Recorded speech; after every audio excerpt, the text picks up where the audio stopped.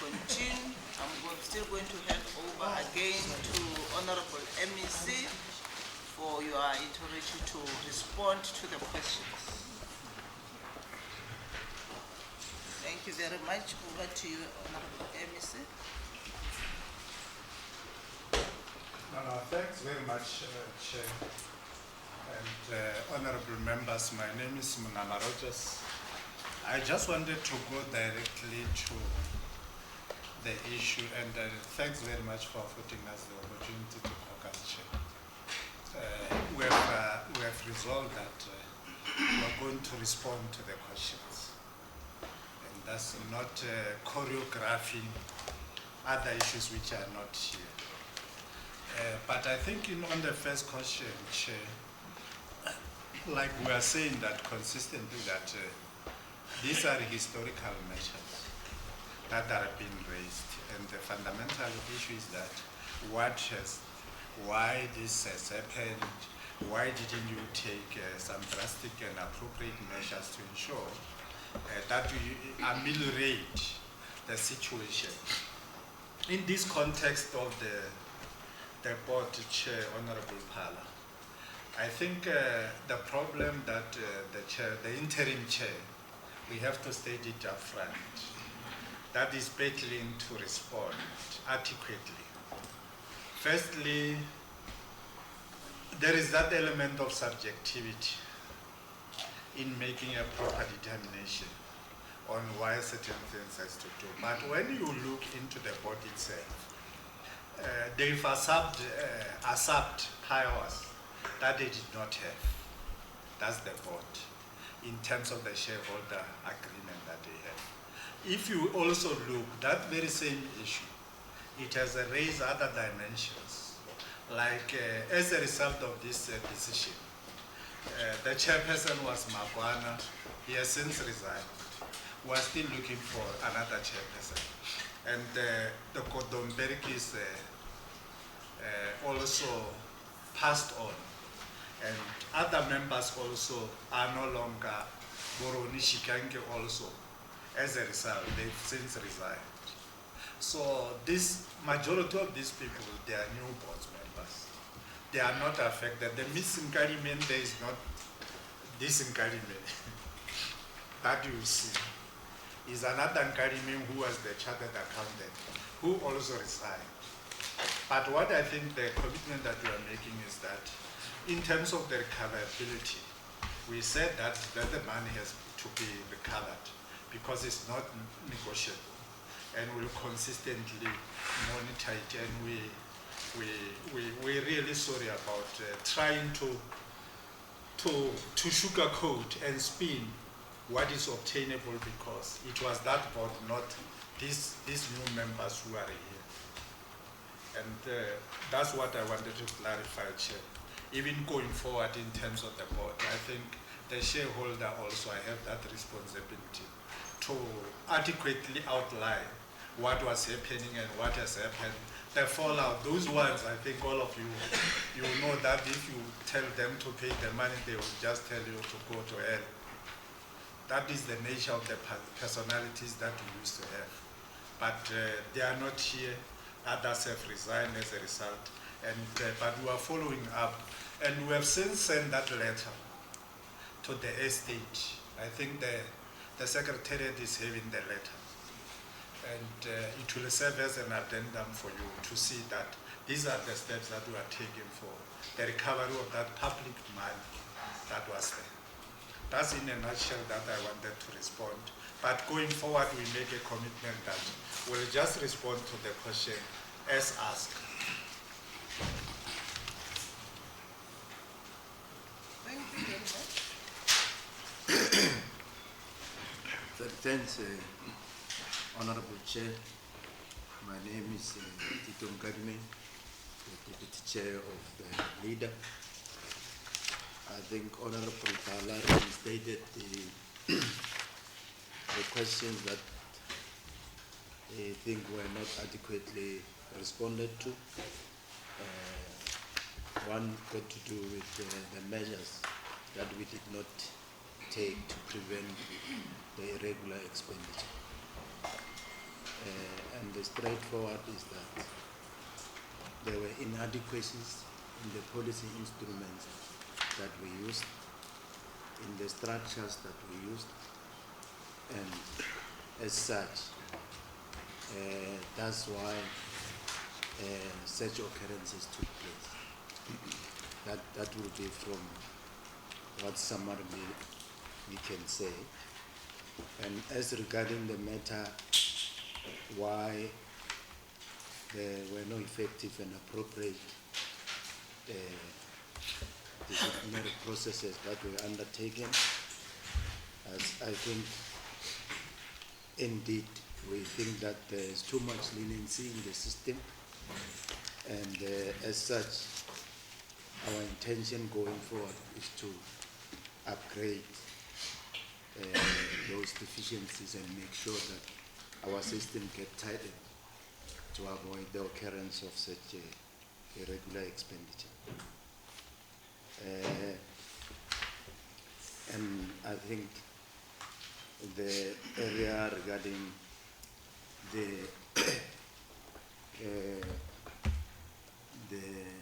non-compliance of those laws and provincial treasury instruction, we indeed know that was not complied with, and as the Honorable MEC says, they should just ensure that there is recoverability on the monies that were paid. I think from where I'm sitting, Chair, unless my other directors want to add, we will leave it at that. Thanks, Chair.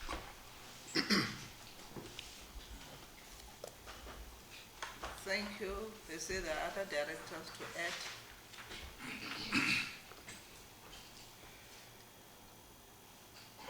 Do you have a directors of the board to add? For now, Chair, before they can add, I think we wanted to clarify that, but going forward, because we have a subsidiaries and we expect the chairperson, and that's the impatient plea that we are making, that if the matter is about G&T, for instance, the chairperson there, because it's the accounting authority, rather than being responded by the chairperson of the matter of the holding company, that chairperson will have to respond. Because in terms of the law, it's not the chairperson of the leader is the holding company, but that one.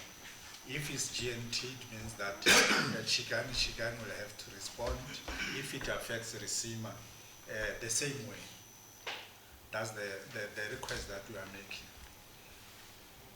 Okay. Honorable members, are you okay so that you can proceed?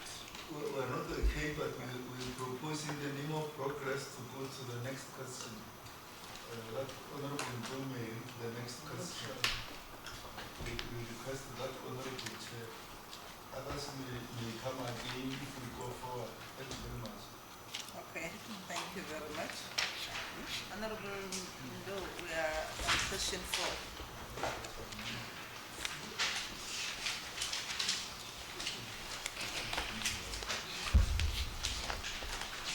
The question is on fruitless and wasteful expenditure, consequence management. The Executive Authority on paragraph 32 of the AG's report. The AG was unable to obtain sufficient appropriate audit evidence that disciplinary steps were taken against officials who had incurred fruitless and wasteful expenditure as required by Section 51, subsection 1, sub 3 of the PFMA. This was due to poor and complete records that were not maintained as evidence to support the investigations into fruitless and wasteful expenditure. On paragraph 34, effective steps were not taken to prevent fruitless and wasteful expenditure amounting to 16,182,000, as disclosed in note 16. annual financial statement as required by section 51(1)(b)(2) of the PFMA. Cumulative fruitless and wasteful expenditure as of 31st March 2022 was 71.767 million. The majority of the fruitless and wasteful expenditure was caused by interest charged on overdue accounts. A, why did the accounting authority fail to take disciplinary steps against officials who had incurred fruitless and wasteful expenditure as required by section 51(1)(e)(3) of the PFMA?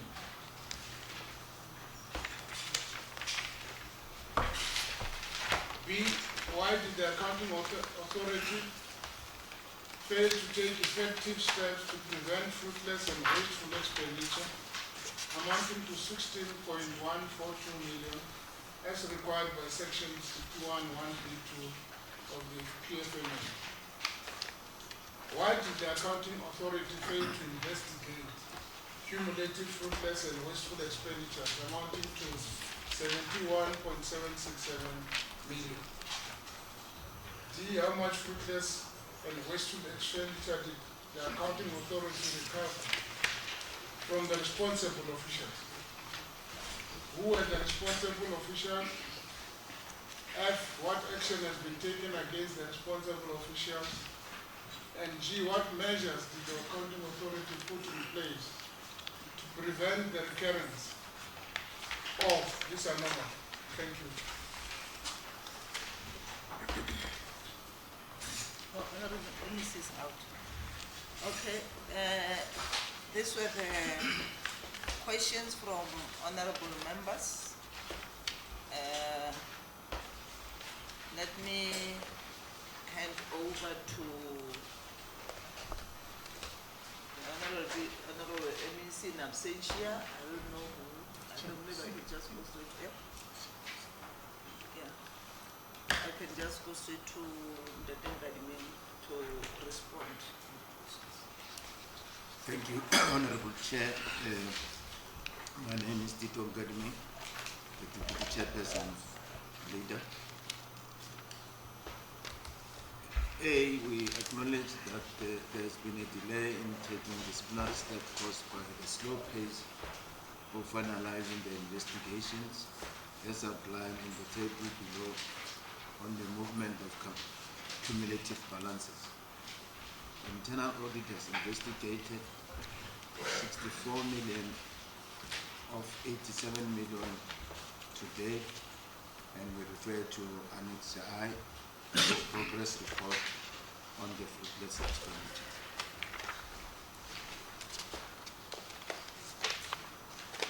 LEDA has incurred fruitless expenditure and wasteful expenditure due to late payment of accounts, insufficient funds attributed to late payment of municipal accounts resulted in interest charges deemed fruitless and wasteful expenditure. In addition, LEDA is unable to pay its creditors due to the fact that some of subsidiaries do not generate sufficient revenue to cover other operational expenses. LEDA covers their salaries and their operational costs. This results in financial strain for the group. A substantial plan for the group has been developed.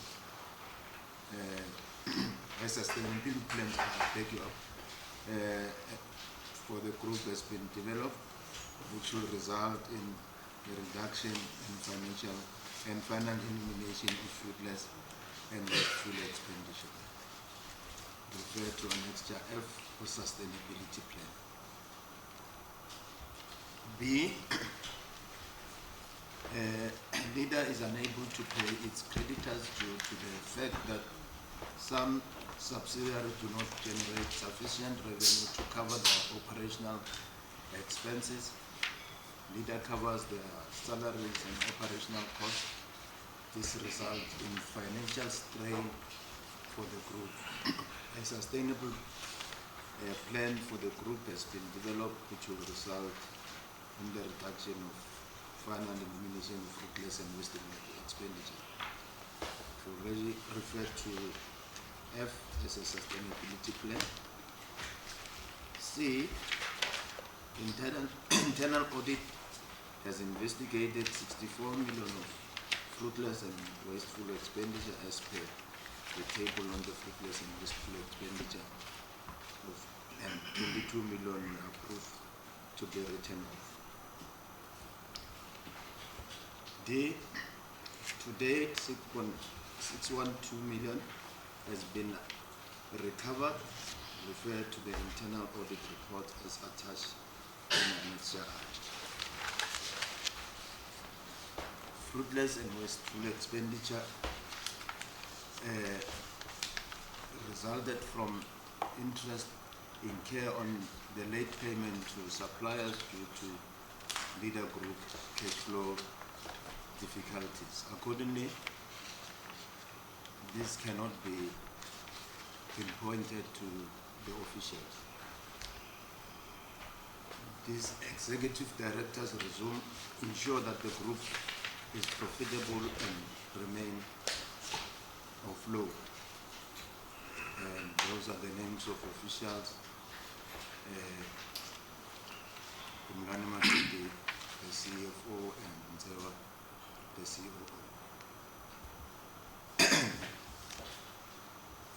No action has been taken to inofficial as the entity has been struggling financially to pay its obligation.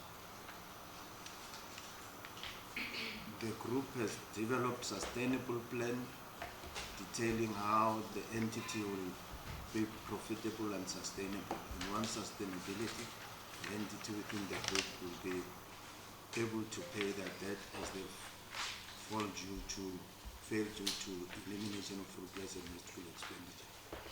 Refer to Annexure F for sustainability plan.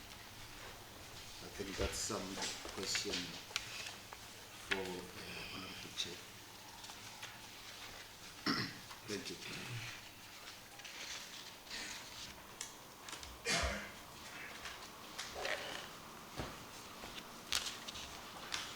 Thank you, Honorable Chair. Thank you very much,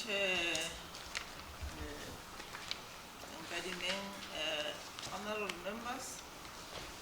These were the response from the honorable MEC. Over to you,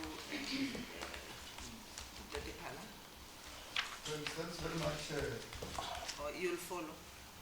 Honorable Chairperson. We are now dealing with the question on fruitless and wasteful expenditure. It is generally in a similar paragraph in the BFMA with the irregular expenditure. So there may be similar questions. We hope that with the extensive interaction in the morning, Chair, on irregular expenditure, they will be able, using that template, to respond to fruitless and wasteful expenditure, because they are in the same paragraph in the legislation. So let's go through them. Question one is, why did and it's exactly the same as the question in irregular, as I said. So question one is, why did the LEDA as an entity not have effective and appropriate measures in place to prevent the occurrence of fruitless and wasteful expenditure as expected by Section 51A, subsection 1A, Roman figure 3 of the Public Finance Management Act, which says an accounting authority of an entity shall put in place effective and appropriate measures to prevent occurrence of fruitless and wasteful expenditure? That's question 1. Question 2 is, why did LEDA not take effective and appropriate disciplinary steps against an official or officials that have allowed fruitless and wasteful expenditure to occur as expected by section 51 subsection 1 E Roman figure 3 of the Public Finance Management Act number 1 of 1999 as amended, that says an accounting authority of a public entity shall, when fruitless and wasteful expenditure has happened, take effective and appropriate disciplinary steps against an official or officials that have allowed that fruitless and wasteful expenditure to occur. So that is question 2. Question 3 is that this fruitless and wasteful expenditure has accumulated. So similar to the question we asked in regular group, why was he allowed to recur? Okay, again and again and again. Question 4 is, in terms of fruitless and wasteful expenditure different from irregular expenditure, because its name is fruitless expenditure, it means the state has lost money and is in a wasteful manner, that the money is recoverable against an official or officials that have allowed it to occur. So, has the money, what percentage of the money, what amount of money, how much of the money has been recovered or is being recovered against an official or officials that have allowed this fruitless and wasteful expenditure to occur. And in this case, it looks straightforward because it is interest on overdue accounts. So an official who sat on the accounts and didn't pay them in time and they accumulated interest, the money is clearly recoverable against that official or officials as per the Public Finance Management Act. Question 5 is, why did it accumulate over time? And question 6 is, what accounts for the disclaimer in New Era subsidiary? You will know we ask about a disclaimer because, Honorable Chairperson, a disclaimer in this province is something that we frown upon. We are at the level where we are dealing with body entities and departments that get qualifications, but the disclaimer is a real no. So we are interested in what caused a disclaimer. A disclaimer means that the books were so scattered and so disorganized and so rotten, Magidi, that the Auditor General could not make head or tails about them and was unable to audit them. That's what the disclaimer is. So disclaimed them, which means the Auditor General in Sepedi, ungadile dipuku.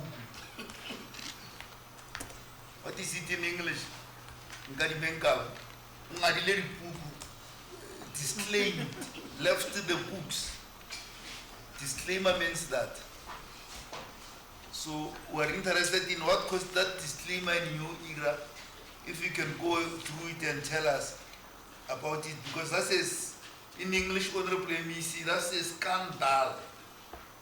This thing called in this government of the ANC, Honorable Van der Walt and other honorable members, we as the ANC have ruled this province and country for 30 years.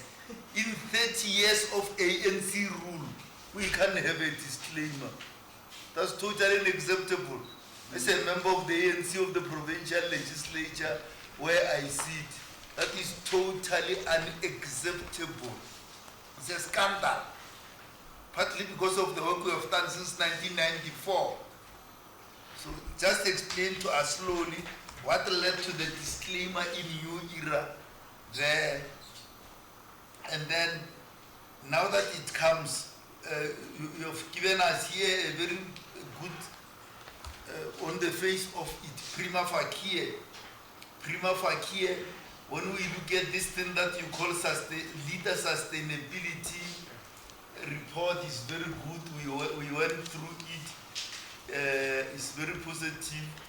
It shows that you are doing some work to turn things around. And we went through it. So just tell us when you talk about it now that it has come to attention, and you gave it to us for it. When is LEDA being weaned from the public purse? Because in terms of this law that we use here and the Auditor General uses, Public Finance Management Act number 1 of 1999, LEDA is a 3D business enterprise which should not be getting a cent from the provincial, the MEC for Provincial Treasury and the MEC for LEDA should not be giving money, budgeting money for LEDA in terms of because it's a 3D business enterprise. And therefore just tell us why should we continue to give you money in contravention of the law 1, and when are you getting out of the provincial fiscus 2? So there are 2 questions there in relation to that sustainability. And 3, what we call the money we give you. If the money we give you is in I'm told this a lot. If the money we give you is in contravention of the law, what should we call the money? What is its name? Is it an authorized, unauthorized, authorized? What is it? Just tell us what it is, because the law says don't give them the money, but we give you the money. So just tell us what is it?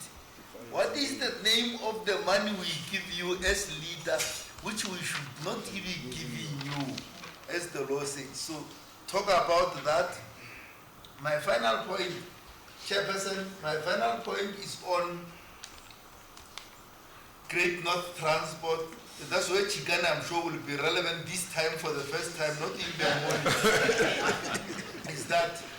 is that there is a 300 million pension stroke provident fund, which we, as 49 members of the provincial parliament, representing the 5.7 million residents of this province, we always talk about wherever we get the opportunity, because over 1,000 people who retired there or resigned were unable to get their pensions through Provident Fund at one time, precisely because the money was unavailable at the time when they resigned or retired.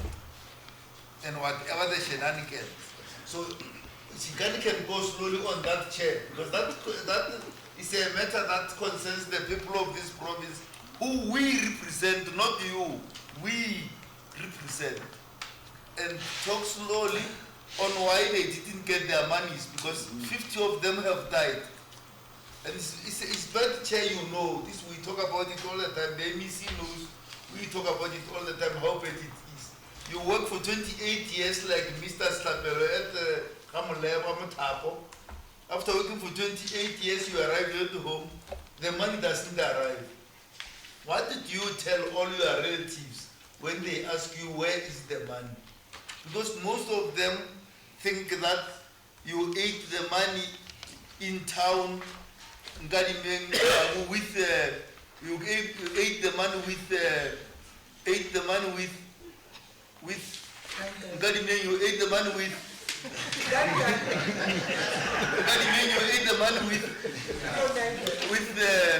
you ate the money with whoever you ate the money in town. So they think that you ate the money with whoever you ate the money with. And you are 70 years, you are sitting under a tree every morning at the Ramatapo. But indeed you don't get it's bad on the person.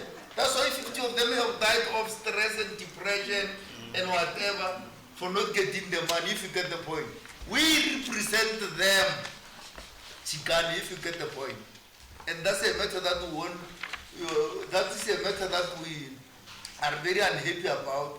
And we want you to talk about it, how far you are now with paying all of them, and even getting the estates of those that have died to ensure that the monies reach their families, of that 300 pension through Provident Fund, so that finally they are able to get the monies that is due to them, even under the circumstances where we don't know what happened, but also tell us what has happened to the money, what had happened to the money when they were supposed to get it one, and what happened to the people who mismanaged, in brackets, the money at that time. What was the consequence management on those people who mismanaged the money at the time when it was supposed to be in the hands of the pensioners who resigned or retired? If you go through that, because there is no way so many people can resign or retire and not get their monies, and nothing happens to the people who had mismanaged the money. And we hope that when you bring to Mukari additional documents in a week's time, you bring all the details of the additional documents in Friday. Is it Friday next week? Usually we give them Friday next week, which is the 28th. So on all the other documents that we want, we get them on the 28th, including these ones. We need a big file on the 300 pensions through Provident Fund of everything that has happened in that Great North Transport to the people of this province, who we, as members of the provincial legislature, represent in the provincial parliament. Thanks very much, Honorable Chair. Thank you, Honorable Pala. Honorable Sishoka. Thanks. I think mine is going to be quicker. I will just directly go to the questions that were forwarded and how they were responded. I'll still register my concern, Chair, that the way the response came through, they are not talking directly to the question that was asked. For instance, if you look at question question B8, where we ask the question, why did you fail to do or to take disciplinary steps against officials? The answer there does not tell us why. But instead, what they are telling us is that there was delay. But what we're interested in, because we are asking these questions so that we can get to the bottom of the problem. What led to the delays? I think that is what we were supposed to have come there. Maybe if they can, since they are here, they can explain what led to the delays of the investigations that they were doing there, and then what led to that delay so that they can take appropriate disciplinary action. But also, Chair, if you were to look at the answer for question D,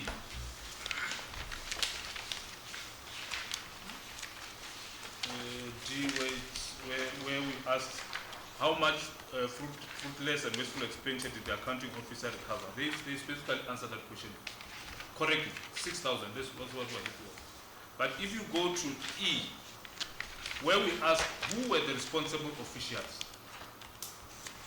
there is no responsible officials. If you read there, they're literally saying there is no responsible officials. They gave us names, but they said these are not responsible.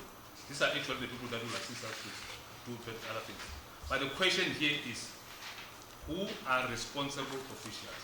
And maybe my question, MEC, would be, are you saying that there is no one responsible, there is no one was an enabler to the fruitless and wasteful expenditure that we experience now? And contrary to that, if you were to go to the next question, it says what action has been taken against the responsible official, and the response is that no action is taken against anyone. But if you have read the question E, they have said they have recovered 6,000, and the question is, how did you recover the 6,000 from who if there was no one that was accountable? So maybe that contradiction, they need to clarify it so that we can move forward. I think they can, if they can start there, they can take other things forward. Thank you, sir. Okay, Honorable Van der Walt. Chair, mine is also quick. It's just if you go to the annexure, there is a table of the review performed by the internal audit. You first get the column with all the amounts, and if you go there, I'm just curious, some of it says it was recovered and no longer regarded as fruitless and wasteless, but the root cause weren't mentioned.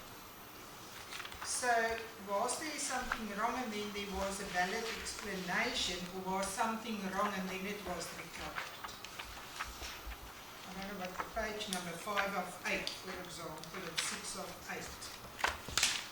Annexure I. So it's just a curiosity, basically. It's small amounts, but the fact is, like, the root cause on one says accommodation travel 5,000 rand, no root cause, but then no longer regarded as fruitless, removed from the register. And then if you look, it was recovered. So was it wrong and recovered, or was it a mistake and taken off the register? Okay, thank you, Honorable Van der Walt. Are there any other honorable members? Fine, okay. Thank you very much, honorable members. Let me hand over to Honorable MEC. Okay, thanks very much, Honorable Chair and members for those questions. And like we advised, I will then hand over to the chairpersons of the board, not especially the subsidiary, to respond directly of what has been requested to provide the necessary answer. And those are the straightforward questions that need straight answers. Like the issue of the delay, the investigation part was the cause of the delay. But firstly, we said we have to admit that there was a delay. That is the acknowledgement why we have to qualify that particular stance. And I will request the chairperson and Chikane for G&G. Unfortunately, the new era, the chairperson is the one who has given an apology. And I will also try to assist in that regard, because that's a problem that I was involved when I was taken to that department. Why work is clear in Dr. Bikala. I think later I will then clarify that subject matter.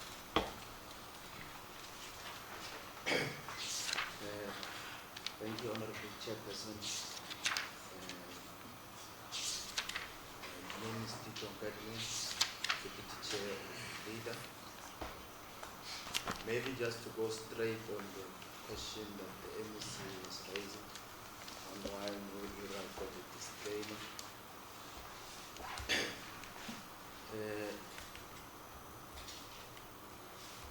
It's regrettable, as the Honorable Kala said, that we regress as a group mainly because of that disclaimer. Mr. Ngadiman, at least your voice, a little bit up. Your voice. Thank you. My name is Tito Ngelman, the Deputy Chairperson of LEDA. I was saying that it's regrettable that we found ourselves in that situation where the whole group had to regress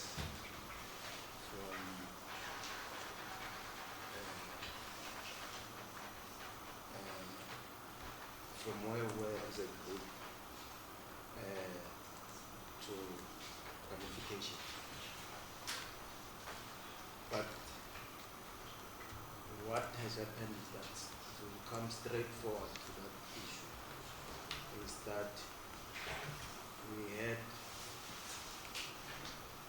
one of our associates who was involved in malfeasance. As a result, in collaboration with our former CEO, and who we finally had to part with as a result of the investigations that we've undertaken, and we found him to have plagued us with other associates that were associated with. We have since reported the matter to the Judicial Authority, which helped us to also investigate from their side, because we are regulated by the same legislative framework. So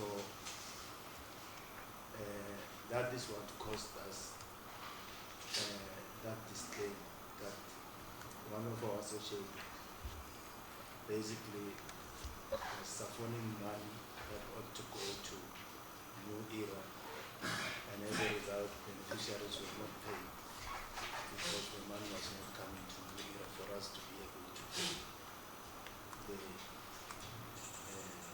beneficiary. So upon that investigation that we undertook, then finally what happened was that the CEO was found guilty as a sanction and had to get out of the organization. That's what cost us that struggle.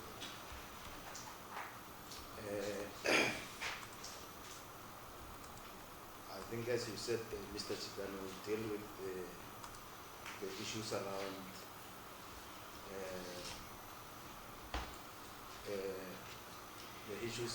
the GNT matters, which relates to that pension payout.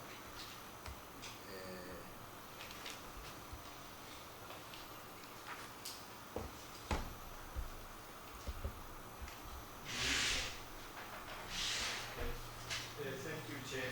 My name is Shikani, Chairperson of GNT. No.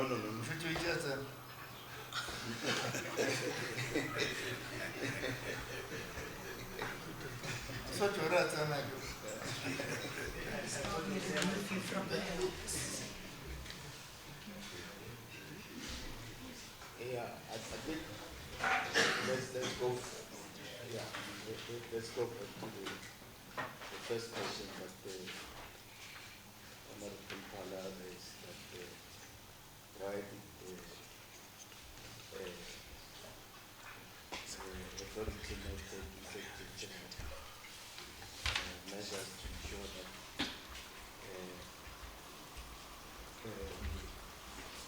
we do not get into unpleasant misconduct. As I said in the beginning, is that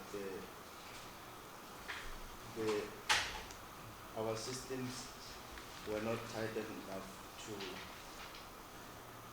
ensure that such occurrences do not take place. As a result, we found that our policy instruments and systems that we use could not withstand the test of time. So those deficiencies in the system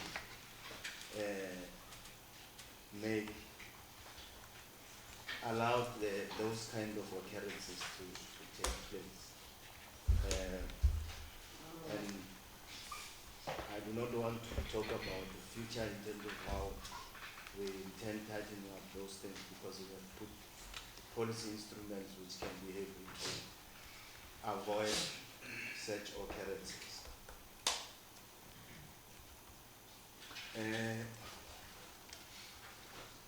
Why did the organization not take disciplinary action on the said individuals?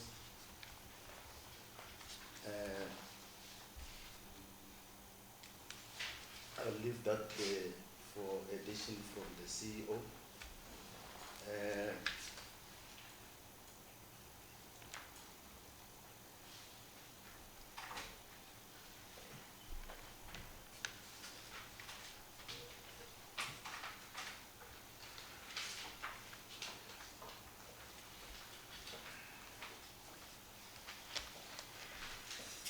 I'm sure other members can come in just to help on the other question. Directors?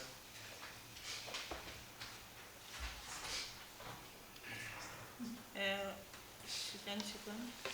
Thank you, Chair. My name is Chikani. The question regarding the pension fund. I confirm that we will send the detailed report about the investigation that we have. And the report will be there by the stipulated date. It's an extensive report. In a nutshell, the pension fund had a trustee, board of trustee, which were independent people, independent from the board. So it's two separate entities who took resolution to disband the provident fund. This was published in newspapers, but there was an objection from other interested parties. So the current situation is that a number of employees, I don't know if me of the count, a number of employees have been paid their shares of the pension fund. However, from the last time we reported, there were about 1,165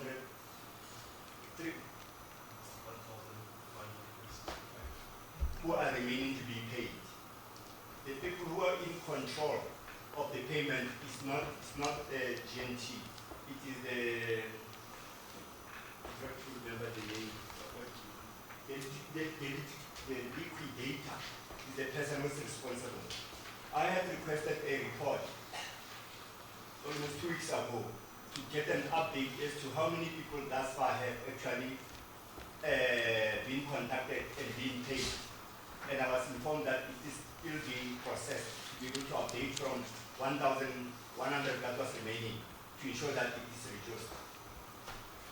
So it's something that we are trying our best to assist in solving. However, it's people outside GNT board or GNT management that is able to finalize the matter. So I think the detailed report that we'll be submitting will explain ourselves and what is happening in the commission. I'm not sure whether it's sufficient response. Any of the directors who want to, my name is Titon Kadimen, the Deputy Chair of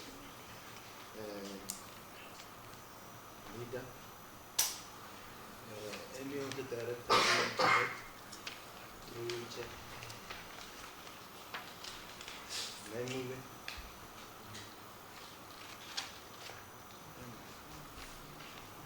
Yeah, I think those were the which men who were responsible for SEMA, and there is no issue arising from the SEMA for now.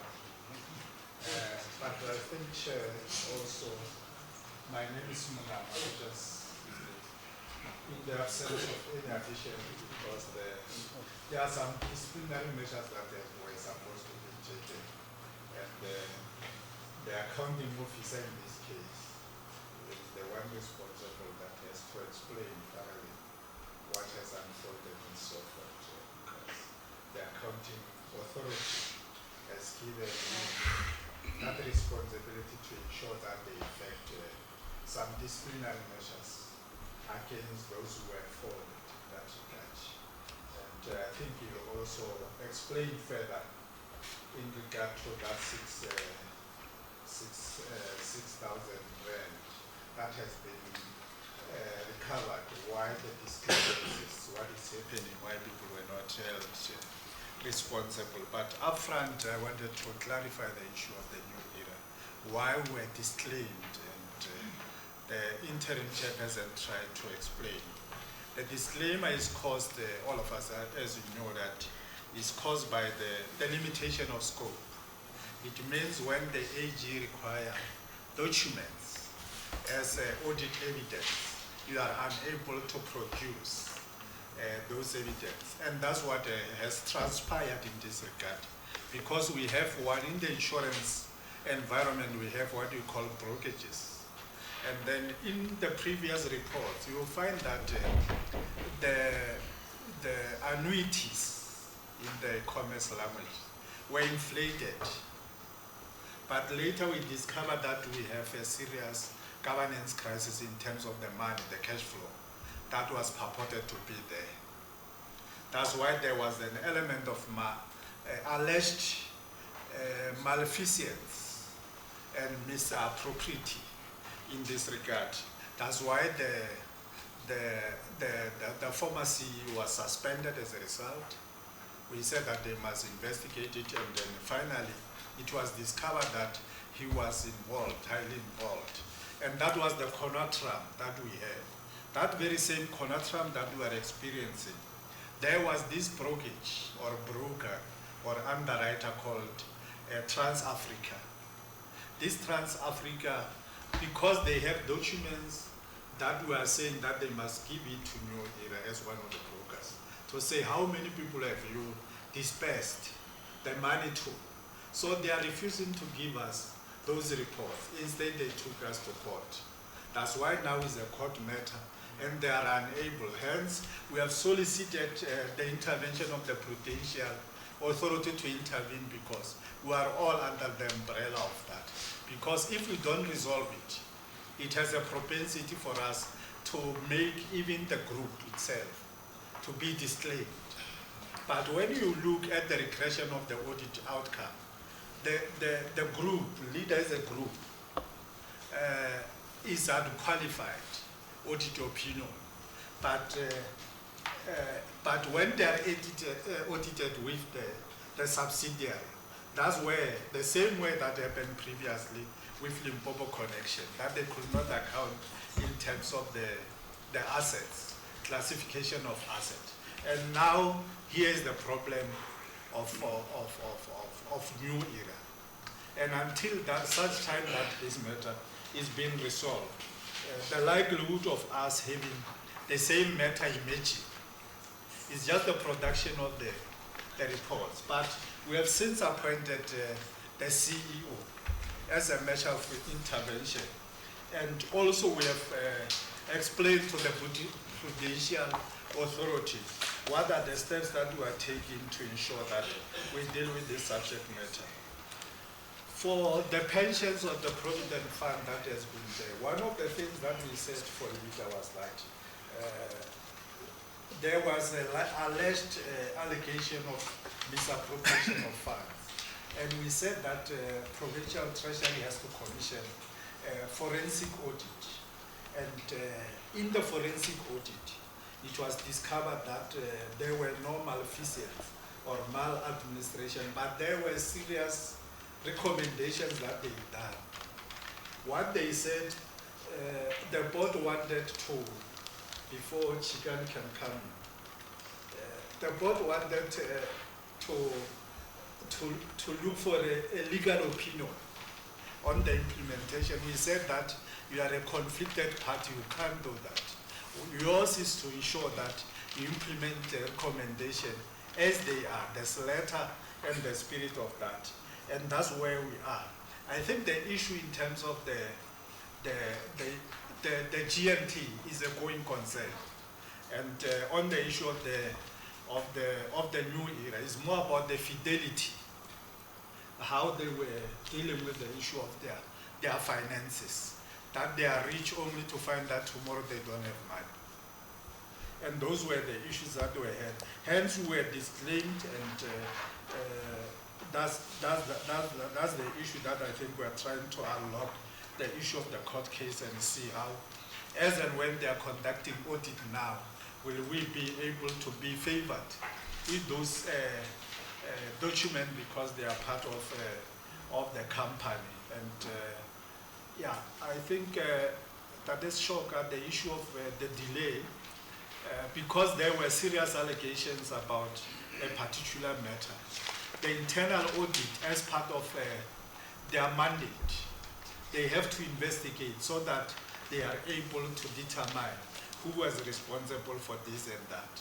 And it was in that basis that their investigation prolonged for them to make a proper determination to say why, who was responsible for this transaction, and that who has caused an issue of that fruitless and wasteful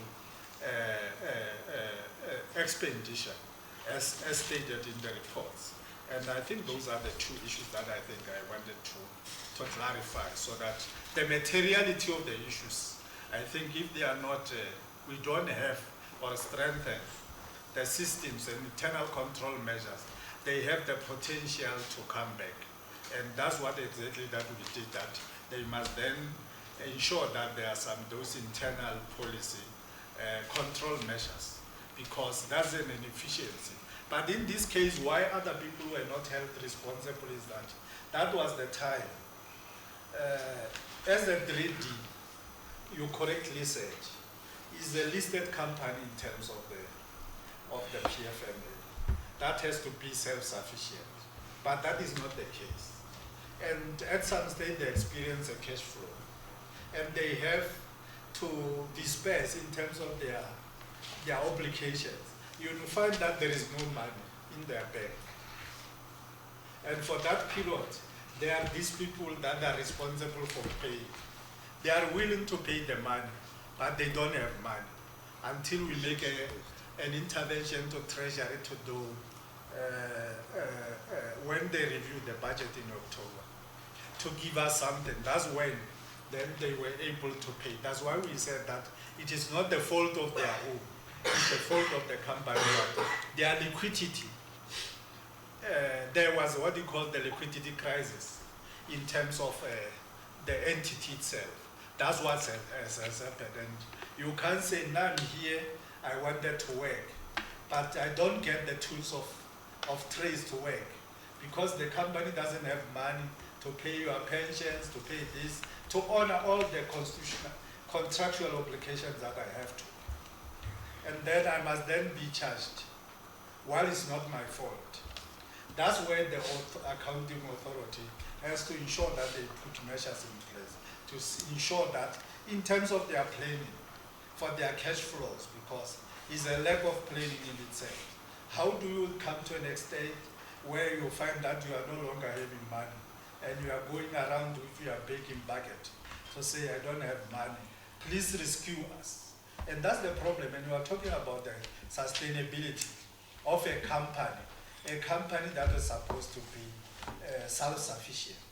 That's why we said that they must produce that sustainability plan to say how do they come out, and they will still have to go to the legislation account, 2024, to say how far are we, why should we continue with funding this listed company, how do we justify it? If the AG pick it up, for instance, to say why are you still transferring the money to the company that in terms of the PFMA is not supposed to. And that's one matter that I think we'll deal with it with the portfolio committee to see how best we have an escape route to manage that very same situation, because as and when also the legislation is in complicity, because as and when we approve budget, we approve the very same budget for the allocation of LEDA, whereas we know that to some extent it has some element of efficiency, but there is no legislative lookaneye or a gap in that regard. the law is very clear in what should happen and what should not happen. Unfortunately, that's how it was structured. And that's where we find it, and we are trying to deal with the subject matter so that we are able to adhere to what is called generally accepted accounting practices that are there. Thank you, Chair. Thank you, Honorable MEC. Mr. Timarula, you're raising your hand. Yeah, let me just ask a question. Okay, okay. Honorable Mudaga, Honorable Pala. Okay, thank you very much, Honorable Chair, and thanks to honorable members for raising the questions, and it has been very difficult sometimes to get the answers on those questions, and our intention is not to ask questions that cannot be answered. We want to ask questions that can be answered and questions that have answers. I'm saying this because apparently on the issue of consequence management, there's nothing that is happening. And one was afraid, again, when we went through the second question for the day, that we were still expecting those answers which we could not get in the first question in the morning. And I'm not sure whether we would indeed get any answer around the question of consequence management. And one appreciates the Honorable MEC in his efforts in trying to get everything back into correct perspective since he came in. But at the same time, Honorable Chair, there must be consequences. It can't be that we are unable to pay. There is no one that is responsible. Somewhere the buck must stop. There must be somewhere where the buck stops. There must be someone who is responsible for us not, for LEDA not to have sufficient cash flow. Otherwise, why are we in existence? Why are we existing if we can't manage our affairs? We're failing to pay our debts. We're failing to pay whatever that we're supposed to pay. So we still insist that someone must be responsible, including the whole board. Because they must come up with plans to make sure that there is enough cash flow. They must run around to make sure that there is enough cash flow. Their planning must make sure that there is enough cash flow for LEDA. If it's not there, then why are they there? Honorable Chairperson, I am following up on the question raised by Honorable Pala on the issues of GNT Employee Pension Fund, which is out there in the media, is now common knowledge. Some of us on the other heads that we have, we've already met such employees. They came here to meet with us, and we're still going to call you as well to come and account. But one can take this opportunity today to check if it is true. We hear the response that it is another entity that decided on its own to dissolve the pension. And as if GNT was taken by surprise that that decision was taken. So much was still waiting for a report. We just want to know what was happening to the money that was deducted from employees by GNT. Was it paid over to the fund itself or not? But the understanding that it was not paid, is it that true that the money was not paid? And we need a direct answer to that question. Thank you, Honorable Mudaga. Honorable Pala. Thanks very much, Chair. I want to follow Mudaga and connect with Honorable Mudaga on consequence management, but here in relation to the GNT, 300 million through pension funds through provident fund. We are interested, Mr. Chigani, in what is the consequence management?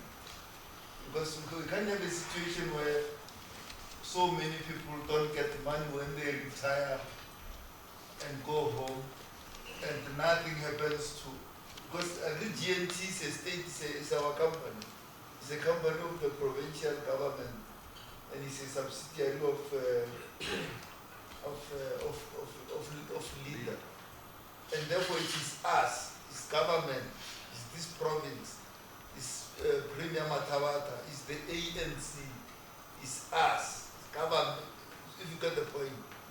How does it happen that people don't get money when they retire from government and nothing has happened to anyone? That tell us, leave the file will speak up. What has happened to whom? Go slowly, because we are interested in consequence management, Chair. They should have the people who said their role, who were the CEO, the CFO, the C whatever, and the chairperson of the subsidiary board, and members of the subsidiary board. You get my point, Chair?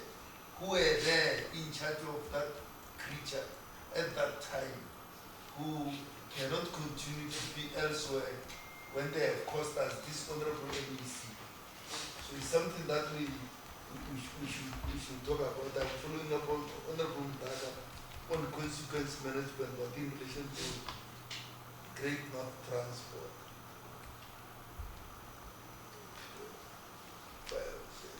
The chairperson of the board, Mr. Ngarimen, when he responds to the PFMA questions, which are questions about what was the situation then and why was the situation like that, and he says the system was faulty and was unable to deal with the fruitless and wasteful expenditure. I guess that is where we are. That is the same question we are asking. So Gani is asking the question we are asking using other ways. Or why was the system faulty, unable to pick up fruitless and wasteful expenditure and respond to it, as required by Section 51 of the Public Finance Management Act, which says that the accounting authority of an entity shall put in systems and policies and programs and all things of that kind to prevent fruitless and wasteful expenditure from happening. So that's where we are. We are asking that exactly that question. Why was the system for? That's my point 2. My point 3 is on, and I don't know why it has not been responded to. Point 1, why should we, for how long are we going to continue to give you money?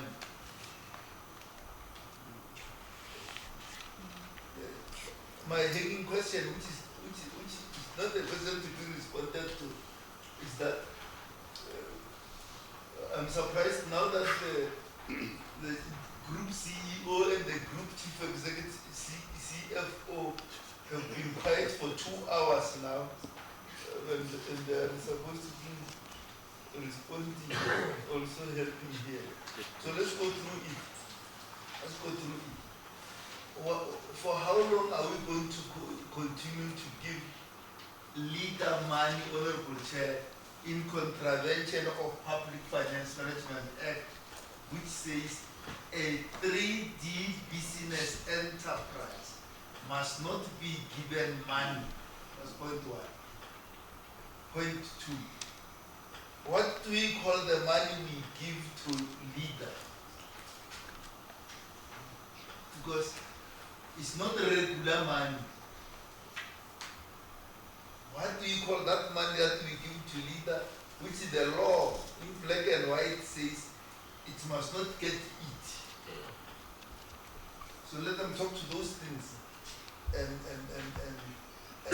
how they are winning LEDA of the public purse so that it is able to stand on its own. Remember, we as members of the legislature are not the ones who said LEDA must be a 3D business enterprise. The executive themselves, in this context, decided that it will be a 3D business enterprise, and therefore and that is why we are surprised now. That they pretend to be surprised that it is getting money in contravention of the law. So those are my questions. Thanks. Honorable Kamerad. I just wanted to say my question wasn't really answered about the Annexure I. What? Unless I missed it. My previous question on Annexure I was not really responded to.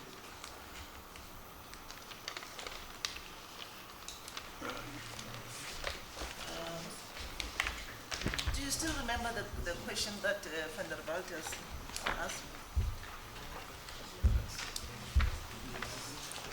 I think maybe on your response then you can respond to that. Let me hand over to the music. Okay.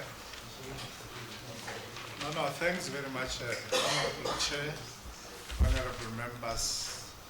My name is Stilman Nama Rogers, MEC responsible for economic development.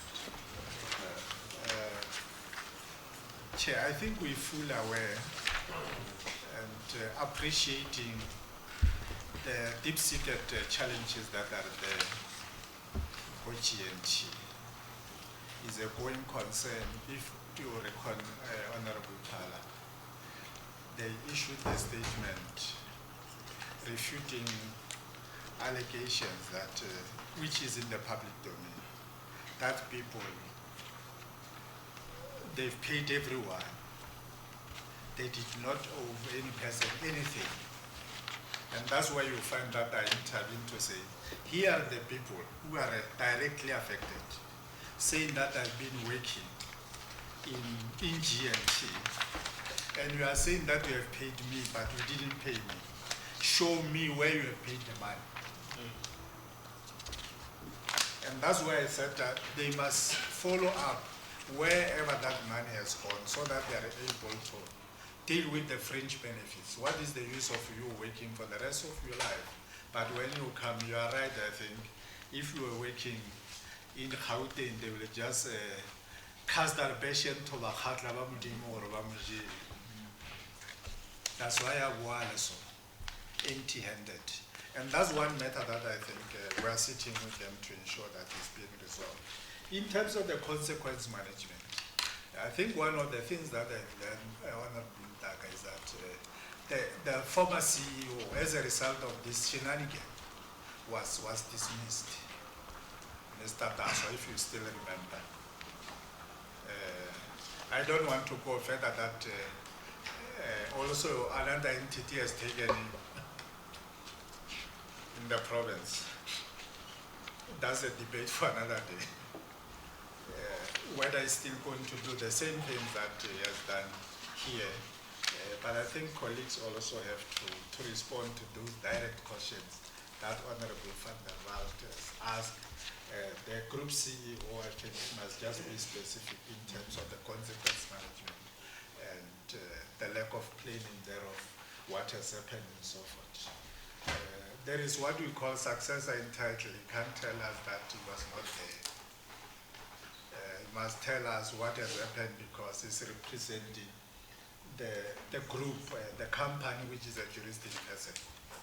And whoever was there must take the responsibility in that regard.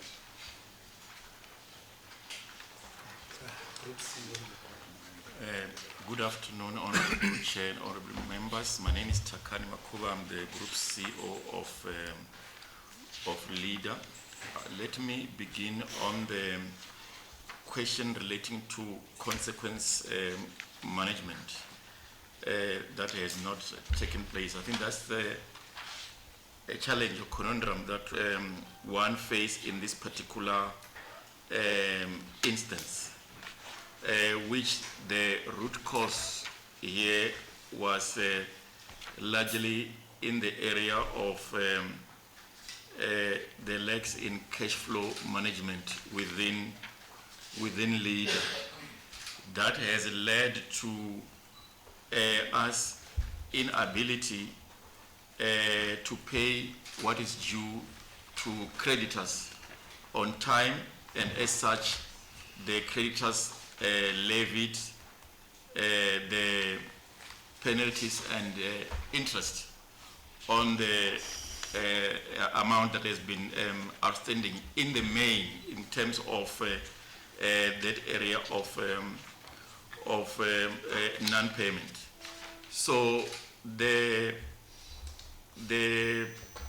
interest or the arrears build up over the years, and then as a result of the build up, we then charged penalty and interest. So, as has been earlier indicated, the challenge has been the charging of the responsible officials on a continuous arrears because of not having sufficient cash flow to pay on time. Which we then said the best way of dealing with this matter will be to negotiate for the reversal or the write-off of this interest. So we are talking about significant amount, Honorable Chairperson, from a cumulative point of view, here that has been incurred that exceed millions of rands that goes over a period of time. So the conundrum that one has is that how will one portion that particular responsibility to individuals when the issue was systemic legacy challenges from a cash flow point of view that they face. I think that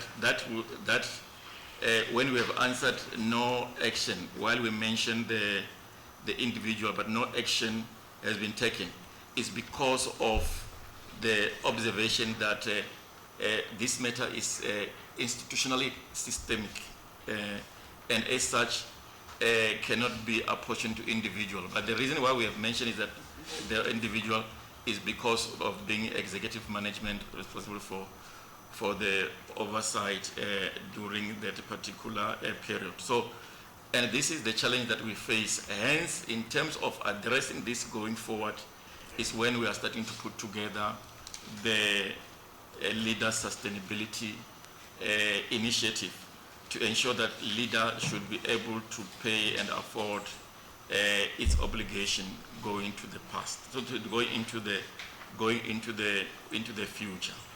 So that's really fundamental the reason where consequence management has not taken place. I've asked the CFO to look at the discrepancy on the question of the six, where we are saying the certain officials have been identified, but however, it does not correlate with the 6.6. Yes, indeed, because it's a different matter. As I said, in the main, is because of the lack of cash flow management and the organization did not have, which goes back. But the CFO will highlight why 6,612 on 80, which does not necessarily correlate with those individuals that we have highlighted. So, Honorable Chairperson, let me pause there on the issue of consequence management. The CFO will also highlight in terms of the question that Honorable van der Waard raised on the root cause with regard to those monies that are fruitless and wasteful. With your permission, Honorable Chairperson, let me allow the CFO to clarify from a financial perspective on the issues. Thank you. No, good afternoon, Chair and honorable members Pumran Magidi, the CFO for LEDA.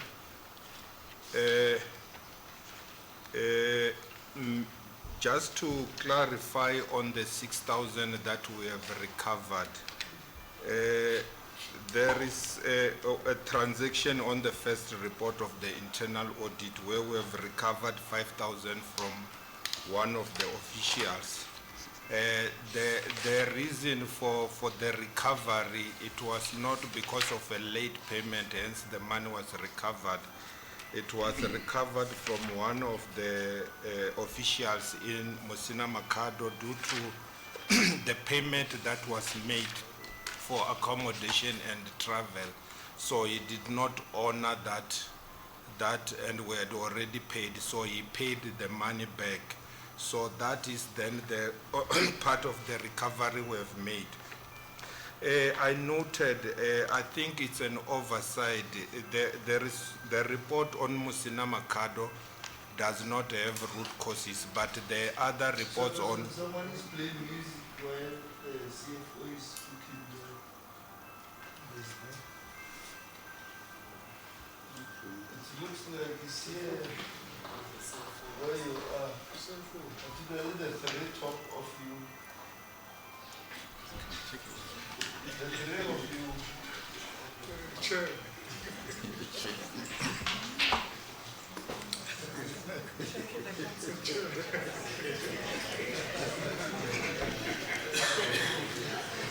Honorable Chair, I think the music is correct because as the is explaining there, I don't know what percentage is that to the overall expenditure, wasteful expenditure that we have. I don't think you will give us the percentage of that 6,000, how much is it in terms of the overall recovery.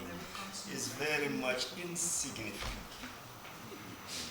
But anyhow, you can proceed. The music has stopped. No, thanks, Chair. My name is Pumran Magidi, the CFO for LEDA.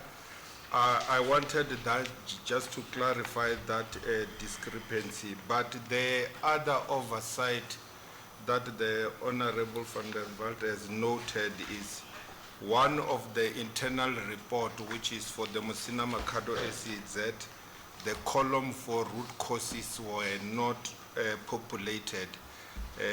I think that is just an oversight, but when you look at the other reports, all the root cause were also populated on the investigations that was done by internal audit.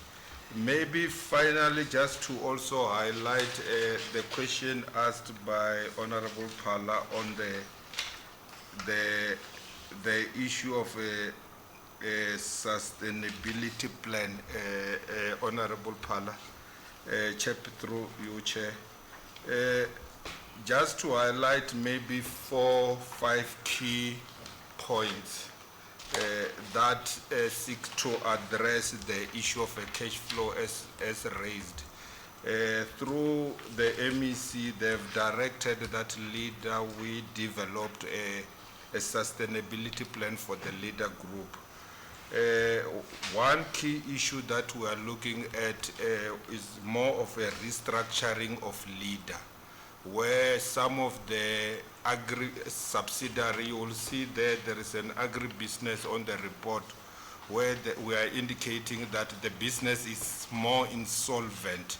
So the decision has already been taken to divisionalize that subsidiary. We are deregistering that as one of the key issues we are raising. So we are also dealing with identify some key assets that we also need to dispose. It's one of the plans that we have. We have also further directed recently to establish a PMU to assist LEDA in generating the revenue. Finally, on the reduction of costs, we are also looking more on the issue of voluntary package to see if we can attract people who will be interested for us to reduce the cost. We are currently bloated as a LEDA group. I think those are just some of the few issues that we are addressing. On the plan we have included here, Chairperson, entities had indicated on different years when they think they will become sustainable. But looking at realistic, so it's at this stage we are not ready to stand on our own, but we are currently working on that. That is my submission. Thank you.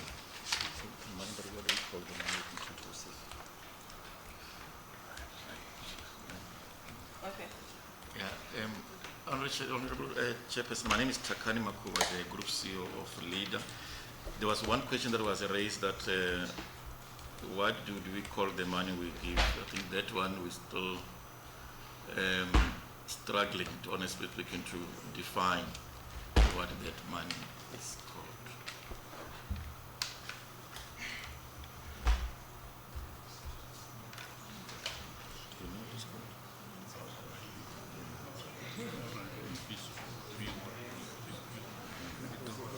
Are you fine?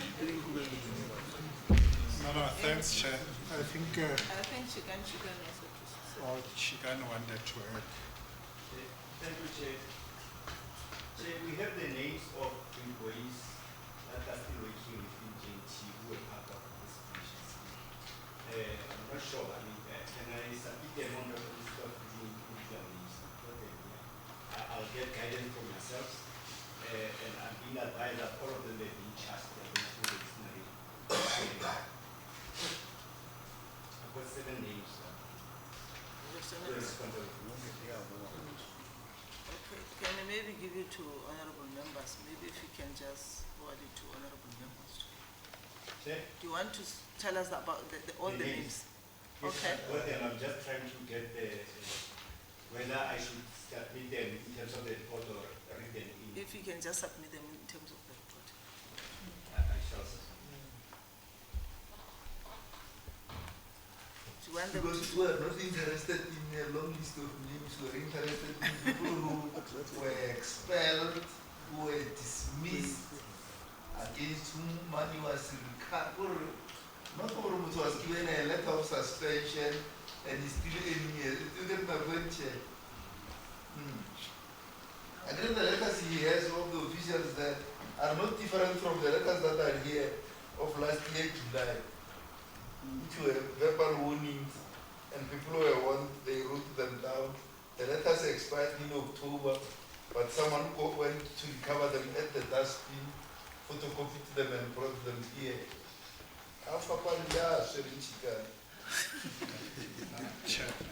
Perhaps just to Nama Rogers and the MSC responsible. The reason why we said that we need to programmatize an action that was exactly to avert what you are alluding to, Honorable Hala, to say that this era of just giving people some letters. In this case, we say that they must subject them to disciplinary processes so that we are able to quantify the process that they've been subjected. If ever people have to be dismissed, that's why I think the report will come. But what we said he must submit was the process itself. To say this is a process plan. But at the end of the process, I think we are not going to find that issue of just warning letter, because you can't subject a person to disciplinary processes and at the end of the day just give them letters. That's the context I think that he wanted to submit, that list that he wanted, yeah. Okay. I think let's allow the chicken to submit that report. Are there any other questions? I'm ready for question 5. Are you ready for question 5? Okay. Over to you. Thanks very much, Honorable Chair. Question 5 is on property, plant and equipment, executing authority on paragraph 4 of the AG's report, the financial statements of Limpopo Connection SOC Limited, which is a subsidiary of LEDA, were materially instated as completed assets were not ready for use in terms of IAS 16 property, plant and equipment, and were incorrectly classified as work in progress. The effect on the consolidated financial statement was an overstatement of work in progress and an understatement of completed assets by 37.4 million. This matter is recurring. In 2020, it was 22.7 million. In paragraph 5, Limpopo Connection, which is a subsidiary of LEDA, did not assign unique identifying codes for completed assets. The AG was unable to obtain sufficient appropriate audit evidence relating to the existence and completeness of these assets. Questions A, why did the public entity incorrectly classify property, plant and equipment in the financial statement as work in progress? B, why did the Limpopo Connection fail to assign unique identifying code for completed assets? C, who are the responsible officials? D, what action has been taken against the responsible officials? E, what measures did the accounting authority put in place to address this anomaly? Thanks very much, Honorable Chairperson. Thank you. Over to you, Honorable MEC. Mama, thanks very much, Honorable Chair and honorable members of the committee. My name is Munama Rogers. I'm the MEC responsible for it. Chair, I think it's on record that the reason why at some stage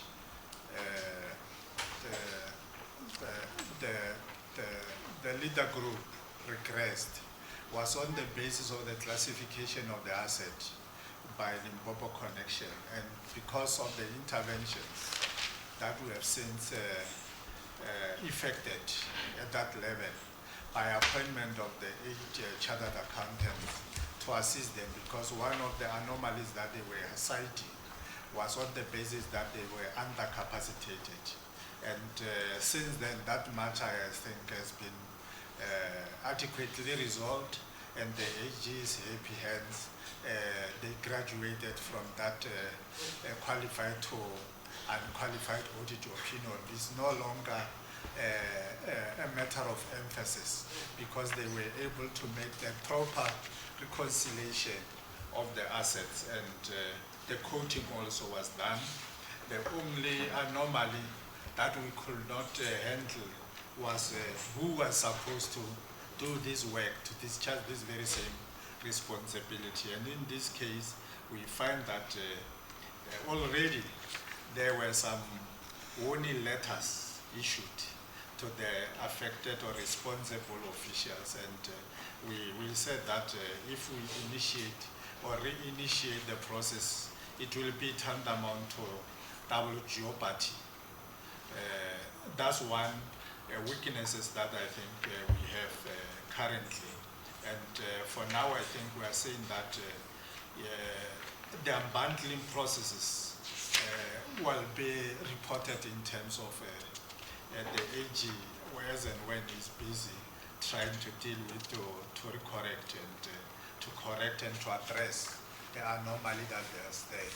Because the chairperson of Limpopo Connection is not here, Professor Howard.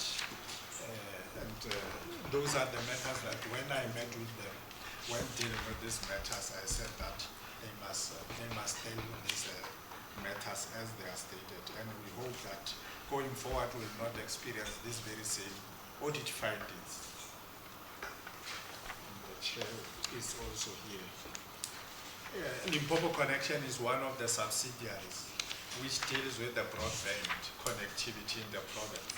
And we know that we have invested something Honorable Pala of 585 million. So that was the first question that I asked. Where is this infrastructure rollout? How can we find it? And that's where then we have commissioned a team of experts to go and identify where are these infrastructure in terms of the investments that we have, because this is a public money. And the chairperson, I think, will give on behalf of, as the holding company, what are the other contingency measures that they are doing to ensure that they correct all these deficiencies and anomalies that, because now they no longer have an excuse, because we have experts in that regard to deal with the issue of the asset management and so forth.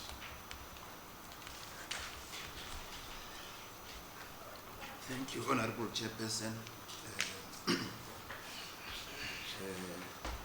My name is Tito Nkadiming, the Deputy Chairperson of LEDA. I will just read on the answers that we have provided, notwithstanding the overview that the MEC has given.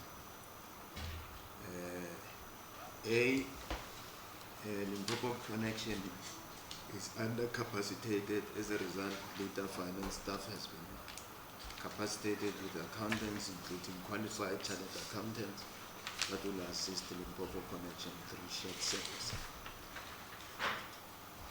There was a finding in the prior audit. In the current year, Limpopo connection has received an unqualified audit opinion. The Limpopo connection is undercapacitated. As a result, LEDA finance staff has been capacitated with accountants that will assist Limpopo connection through a shared service. There was a finding in the prior year regarding this matter. In the current year, Limpopo connection is unqualified audit opinion. Responsible officials, Volodwawa, program manager, Asset, and Ramatubani, acting CEO Limpopo connection. The disciplinary action to be taken against the above officials refer in Annex E when it is issued.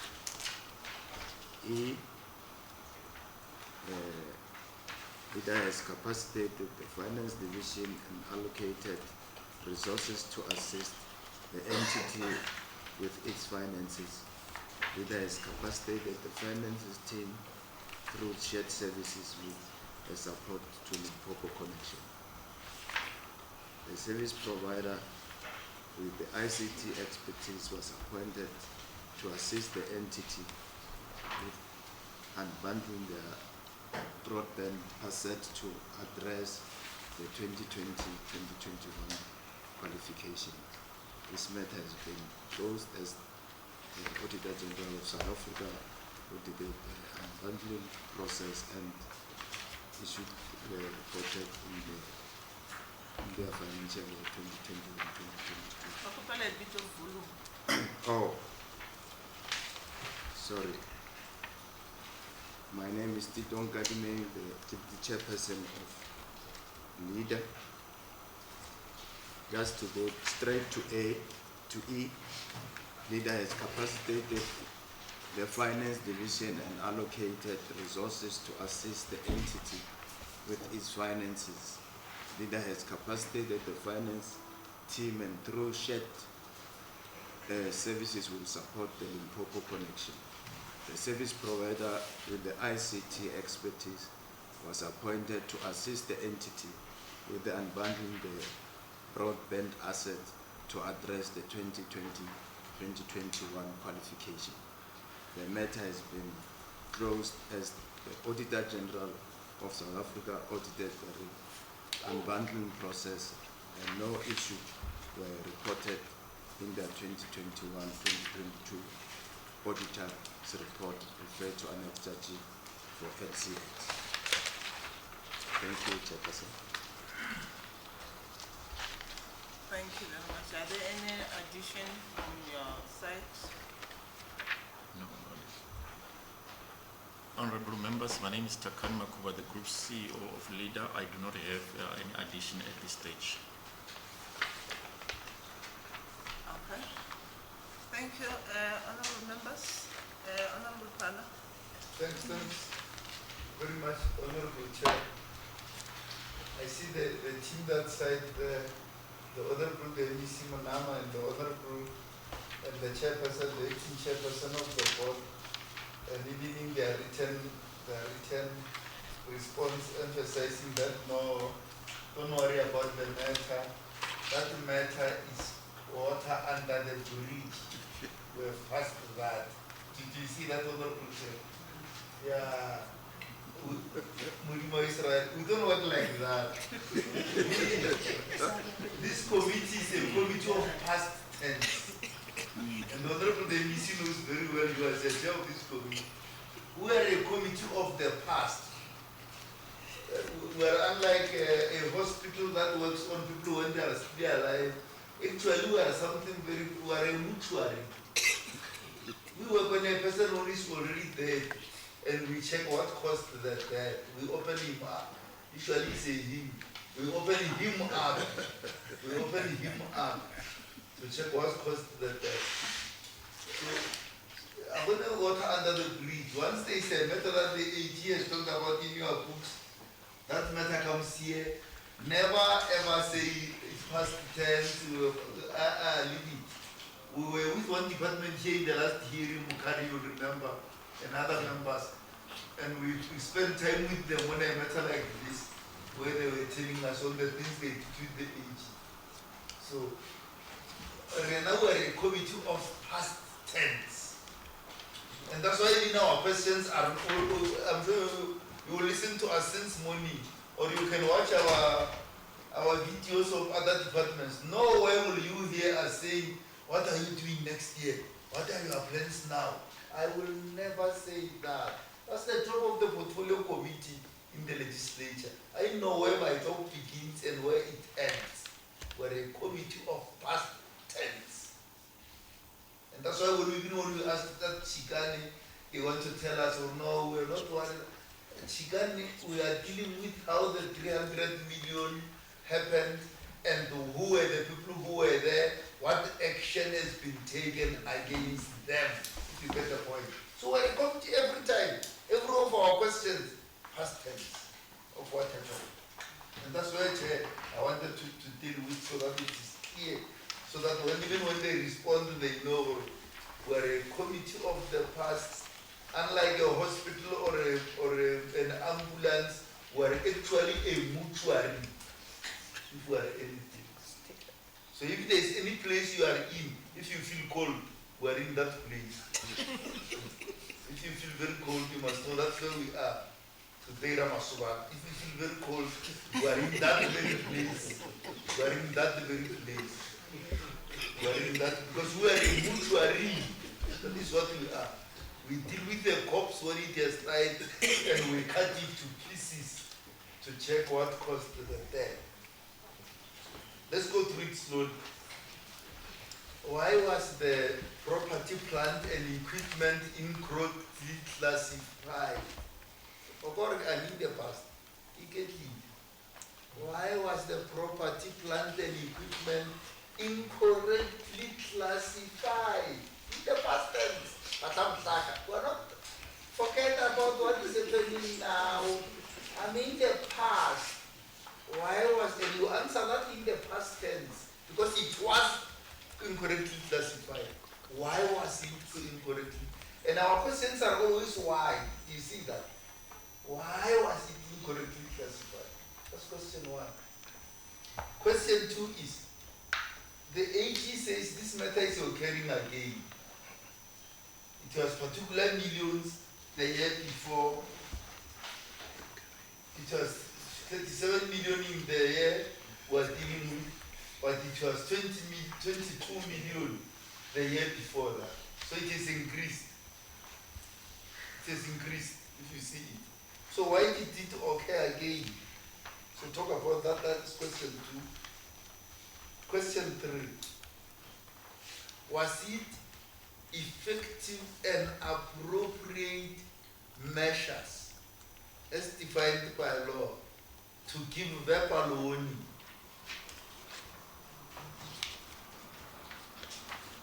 That's one.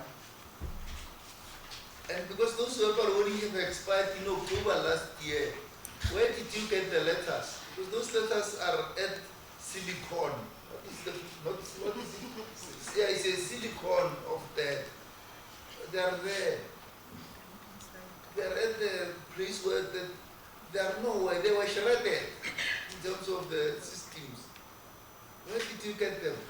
In the morning I asked you this GCE, no answer was given. And even now, where did you get the letters?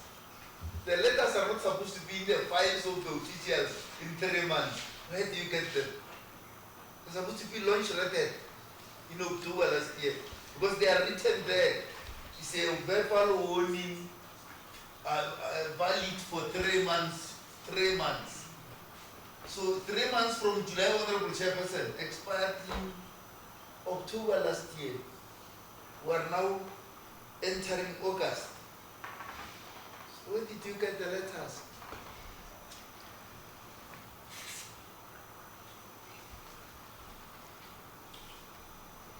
Tell us. This one goes to the Honorable MEC.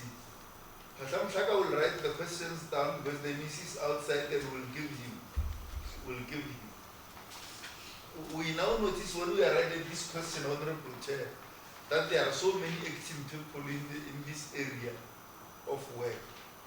And we are asking the question, and some of them have been acting for a long time, some is for years. For instance, the COO of LEDA, I'm sure it's Mukobane, has been acting for years. You must know, I usually never contradict myself because I have my facts all the time. If you imagine, someone in his imaginary world imagining, I will never, unless if you imagine, I will go. So Mukobane has been acting for years, I'm repeating. That guy called Ramasobana, where is he? Ramasobana there is for more years. It must be 5 years now or more, or 6. He was appointed by a fellow called Limpopo. He has even forgotten where he was when he appointed Ramasobana. Because the letter that Ramasobana has was signed by Hopong and someone called Squad, who would have forgotten where they were at that time.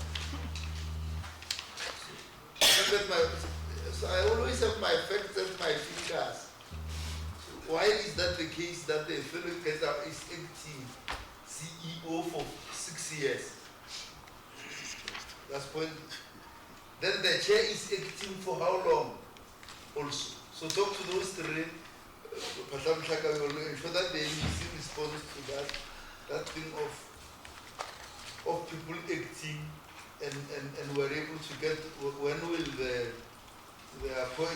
actual appointment be made in that regard? Now that in the morning there was introduction of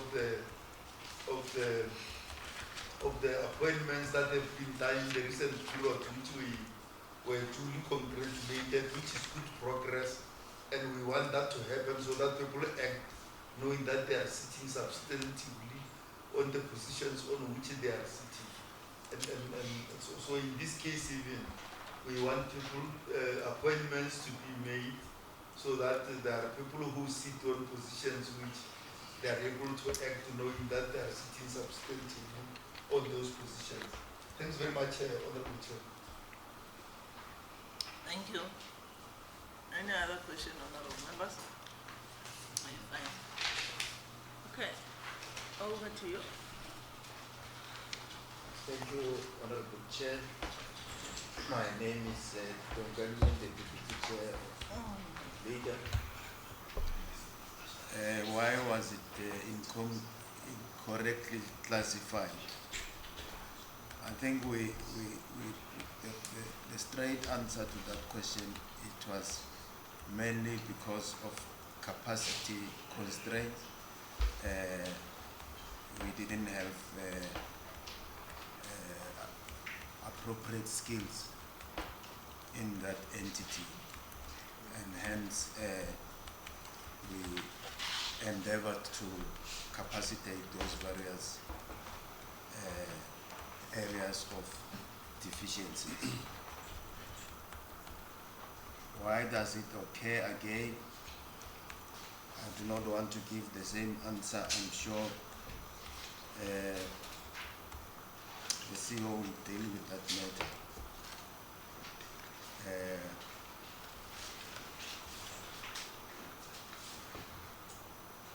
Was the disciplinary measures that were taken appropriate enough? As I would have said, there may have been leniency, but the reality is that we have taken such disciplinary sanctions that we have meted.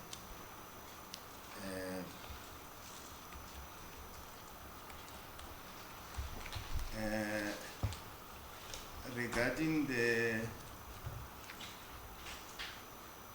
matters of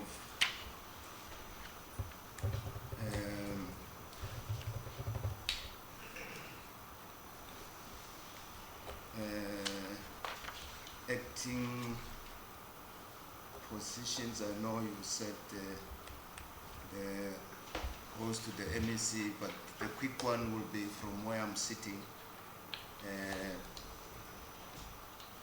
We have recently, in relation to the COO position,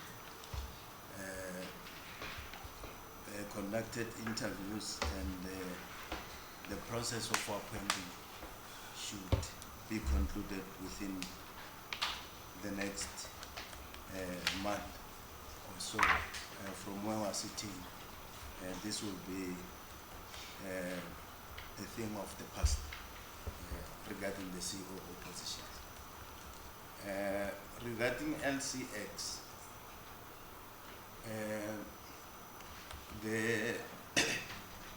the issue about it is that why we kept the position on the acting position was that the company is in the process of acquiring an investor. So we thought that if we need an investor, we should be able to give the investor a space, because he's coming with his money to roll out the broadband and the ICT in the province, to at least collectively agree with ourselves to appoint such a CEO. So we felt we should wait till the investors on board, which we said we think by the end of September we'll have concluded that process. So I think that's where I will leave it for the now, Chair, and maybe give to the CEO just to deal with what will be outstanding on that. Good afternoon, Honorable Chairperson and honorable members. My name is Takani Makuba. I'm the Group CEO of LEDA. I'm just going to give a clarity on the question relating to the question about why the matter of the PE was incorrectly classified and is recurring again. What happened in this case was more accounting entry where, because it was incorrect in the previous year, the AG has to reinstate the prior year adjustment into the new financial year, and as such, the figure then become different from what it was. But the CFO will expand on that aspect. The letter that have expired and then where did we get them, honorable members? We are required to keep all the records within the institution. So we still have the letters in our record in terms of the Archives Act to make sure for the next 5 years we still have to keep them. And we felt that since they were issued also within the that period in July last year, we felt that no, I think it's our obligation to keep them, Honorable Chair. So I understand that they've expired. However, that's what we thought. What has been done at that time was those letters, Honorable Chairperson. Perhaps I'll give the CFO maybe just to give from an accounting point of view on that recurring question, maybe just to expand with your indulgence, Chairperson. CFO. No, thanks, Chairperson and honorable members. Homeland Magidi, CFO for LEDA. Just to correct the qualification for Limpopo connection, it was not a recurring matter, as the group CEO has indicated. The Limpopo connection was qualified in the financial year 2021. However, when we were qualified, the AG had to unbundle the entire assets. So they had to reinstate the 2020 financial figures, hence they have shown the amount relating to 2020 and 2021. Thank you, Chairperson. Thank you. Back to honorable members. Just one point. I think the point that was raised that side, which we thought they will respond to, is now as we see what has been the progress of the rollout in the province, Honorable Chairperson? Because this thing called the Limpopo connection has been there for a period of time.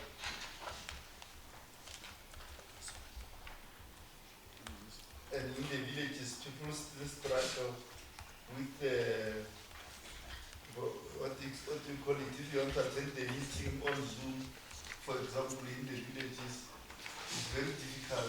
You will get in and out of the meeting. People prefer to come to the established towns of Makato, Zanini, or Polokwane, and so on. Otherwise, if you go to the villages, you will get in and out of that meeting.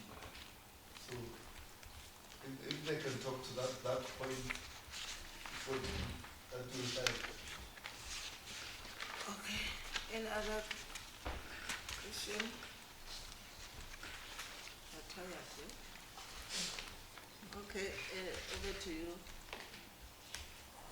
Honorable Chairperson, thank you very much. My name is Teton Gadiman. Let me give to the CEO to respond to that particular item on the rollout. Honorable Chairperson, my name is Takani Makua, the Group CEO of LEDA. Let me, with your indulgence, pass that on a technical side to the residency interim CEO of Limpopo Connection, Mr. Ramasova.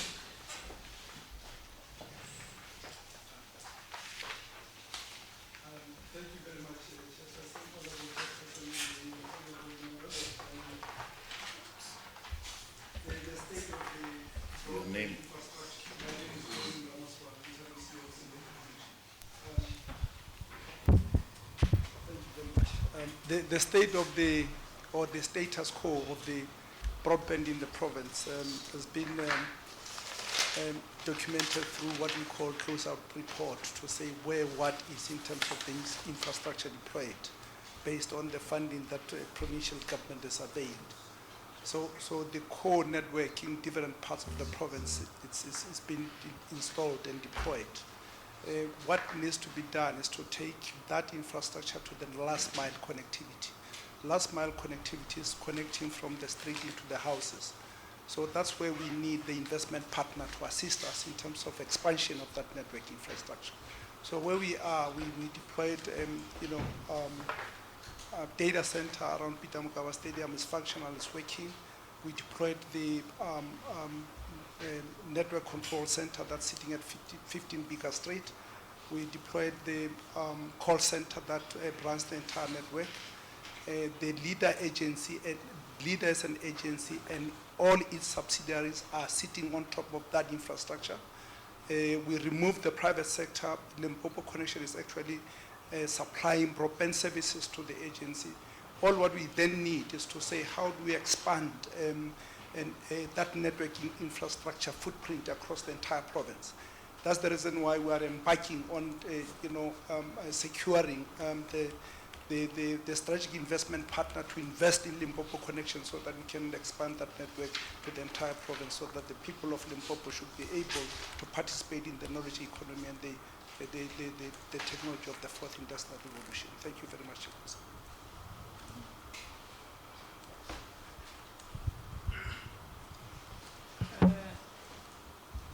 Honorable MEC, there was a question for you. I think they gave it to you.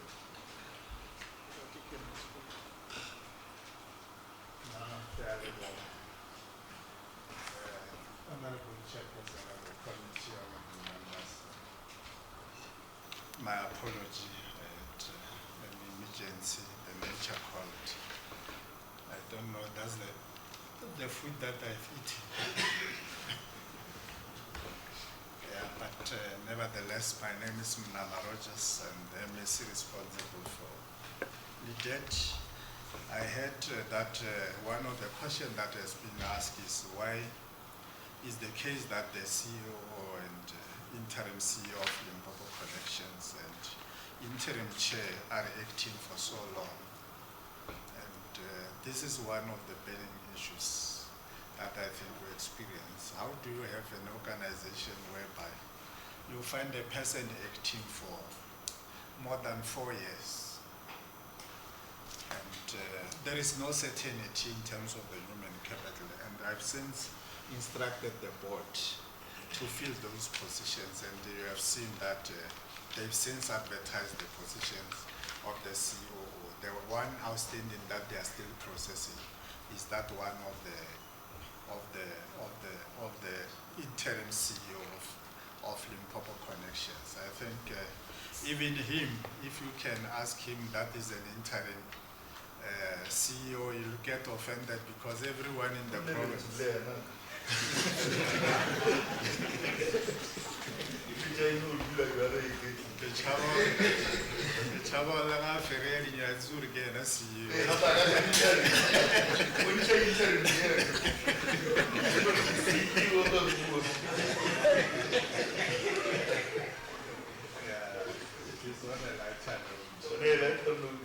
Yeah, but I think that's a fair and genuine question. I don't understand, because a person has to not to act more than 6 months in a normal environment, but things just be left like that. That's now that I think by the end of next month, we'll be in a position to tell, because all these processes have been concluded in relation to the COO. The board, I think, is processing that matter, and they will give me the feedback to make a determination who gets appointed. The reason is not just a simple question. It also gives us some legal nightmares, because if you advertise the post for malicious compliance and you find that a person has been acting for 4 years, what does it mean to the person who has been acting? If you don't appoint him, what are the justification? If you have left that person to act for so long, and suddenly when there is that opportunity, you don't afford that person that opportunity to continue, because already that person is there and you are not complaining about the performance. and you wanted to disadvantage that person when it comes to the interview because of your subjective factors. I think legally, if those people can take us to court, and it's not like that we have created a legitimate expectation per se, because when they act, they know that they are acting. But it will be morally unfair sometimes just to use a person, and when that opportunity arises, you then marginalize that particular person, and to me is unfair. And we have since advertised the position of the chair for leader. We know that the former chairperson has since resigned and went to NetBank, and now is the chairperson of ESCOM. So we are going to conclude before the end of this month, I think, we'll be concluding the processes of the appointment of the chair of leader. We are not going to confirm the interim because we have advertised. In this case, it's not acting, it's acting. But the law dictates that we need to fill the vacancy. And that vacancy, unfortunately, is that for the chairperson. And, I think I've done justice in terms of all these questions to say, if I have to put some timelines, by the end of August, I think all of us, the position of the COO and the chairperson will be filled. And then we're dealing with the issue of the interim CEO for Limpopo Connection. That's where we have instructed the board to initiate that very same process. And those, I think, are the questions that has been done. Thank you, Honorable MEC. We just hope and believe what Mr. Matsuba and Ragasa Klaras are acting. It has been too long. So we just hope and believe that something will happen. You will resolve the matter, the board will resolve the matter and make sure that they do the right thing by appointing the relevant people, because really you cannot act for so many years. The next thing, when it's an advertisement, then when you appoint, then you appoint a different person. The same person doesn't know anything. The next thing you'll be calling the same Matsubani to go and teach the same person the work. It's really unfair. So when the board take a decision, you must take the right decision. Don't look at a person, look at the work that the person is doing. Because the problem is when you look at the person that, no, I don't like Matsubani, then I don't give Matsubani that. The next thing you want Matsubani to come and assist. So you're losing good people because people are not appointed and we don't understand why.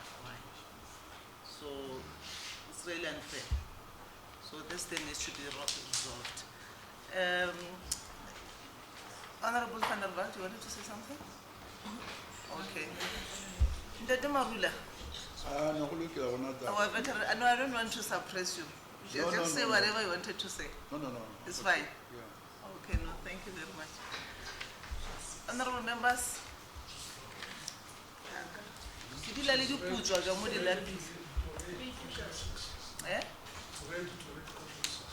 Number Ms. Honorable Van der Walt, let's continue. We're now on question 6, Chairperson, exceptional litigation. And there are two questions, but the introduction is executing authority on paragraph 10 of the AG's report. The group is the defendant in a number of lawsuits, and the group is opposing the claims as it believes that the claims can be successfully defended. The ultimate outcome of these matters could not be determined, and no provision for any liability that may result was made in the financial statements. Question A, provide a detailed report regarding the state of litigations in the entity. And question B, what progress did the entity make in addressing the litigation since the previous engagement with SCOPA? And it's referred to Annexure H, which is a blue in our files, GMH. Thank you. Thank you very much, Honorable MEC. These are the The question, the third question, is it only two? Two questions from honorable members.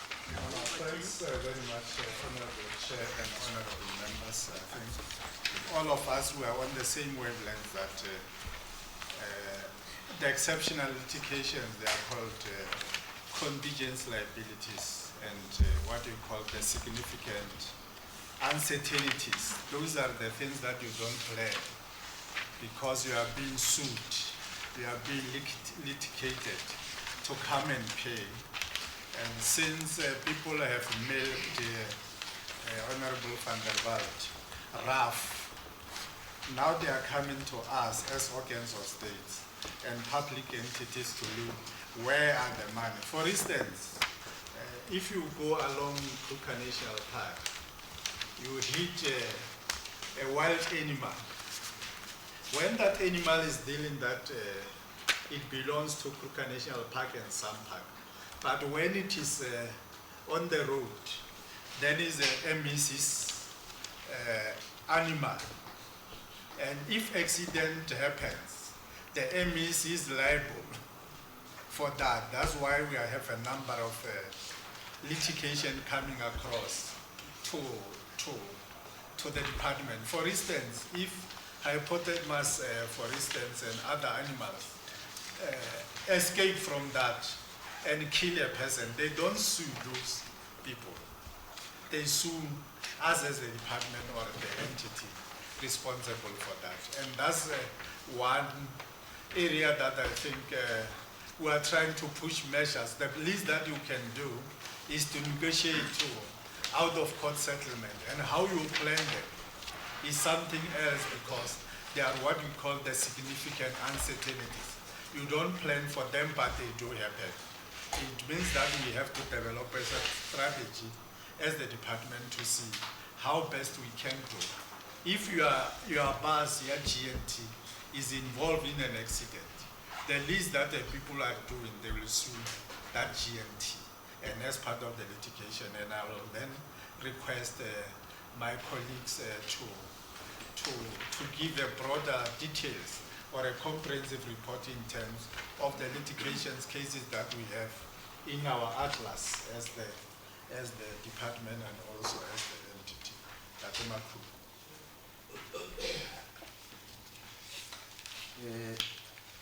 Thanks, Honorable MEC.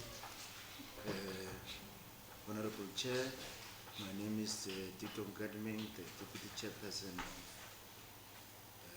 LEDA.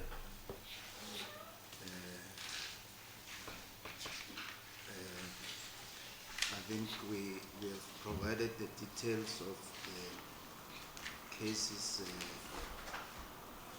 which have been litigated on, and we have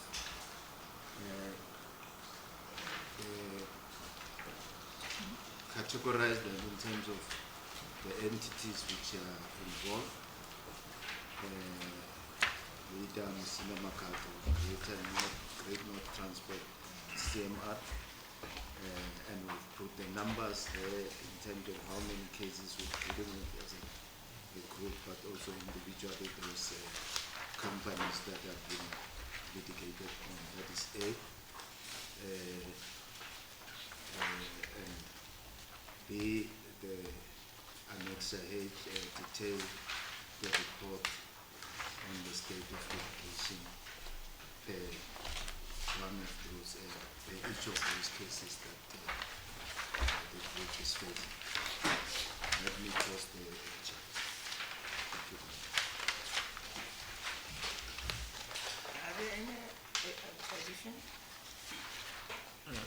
Good afternoon, Honorable Chairperson and the honorable members. My name is Takari Makuba, the Group CEO of LEDA. I don't have anything to add at this stage, other than just to emphasize the detailed list of the litigation that we have attached to the report, of which some of them are taking longer to resolve with the litigants. Thank you very much. No, what we are saying, Chair, I'm Nama, is that as the department and also as the agencies, we have since requested LEDA to develop what we call the contingency liability register so that it gets updated as and when they settle the cases that we have. Thank you, Honorable MEC. Honorable Pala? Thanks, Chair. If you read the last sentence on the paragraph, the AG says, no provision for any liability that may result was made in the financial statements. If you can talk to that point, why was that the case? Because that is our question all the time. Why was there no provision for any liability made in the financial statement as point 1. Point 2 is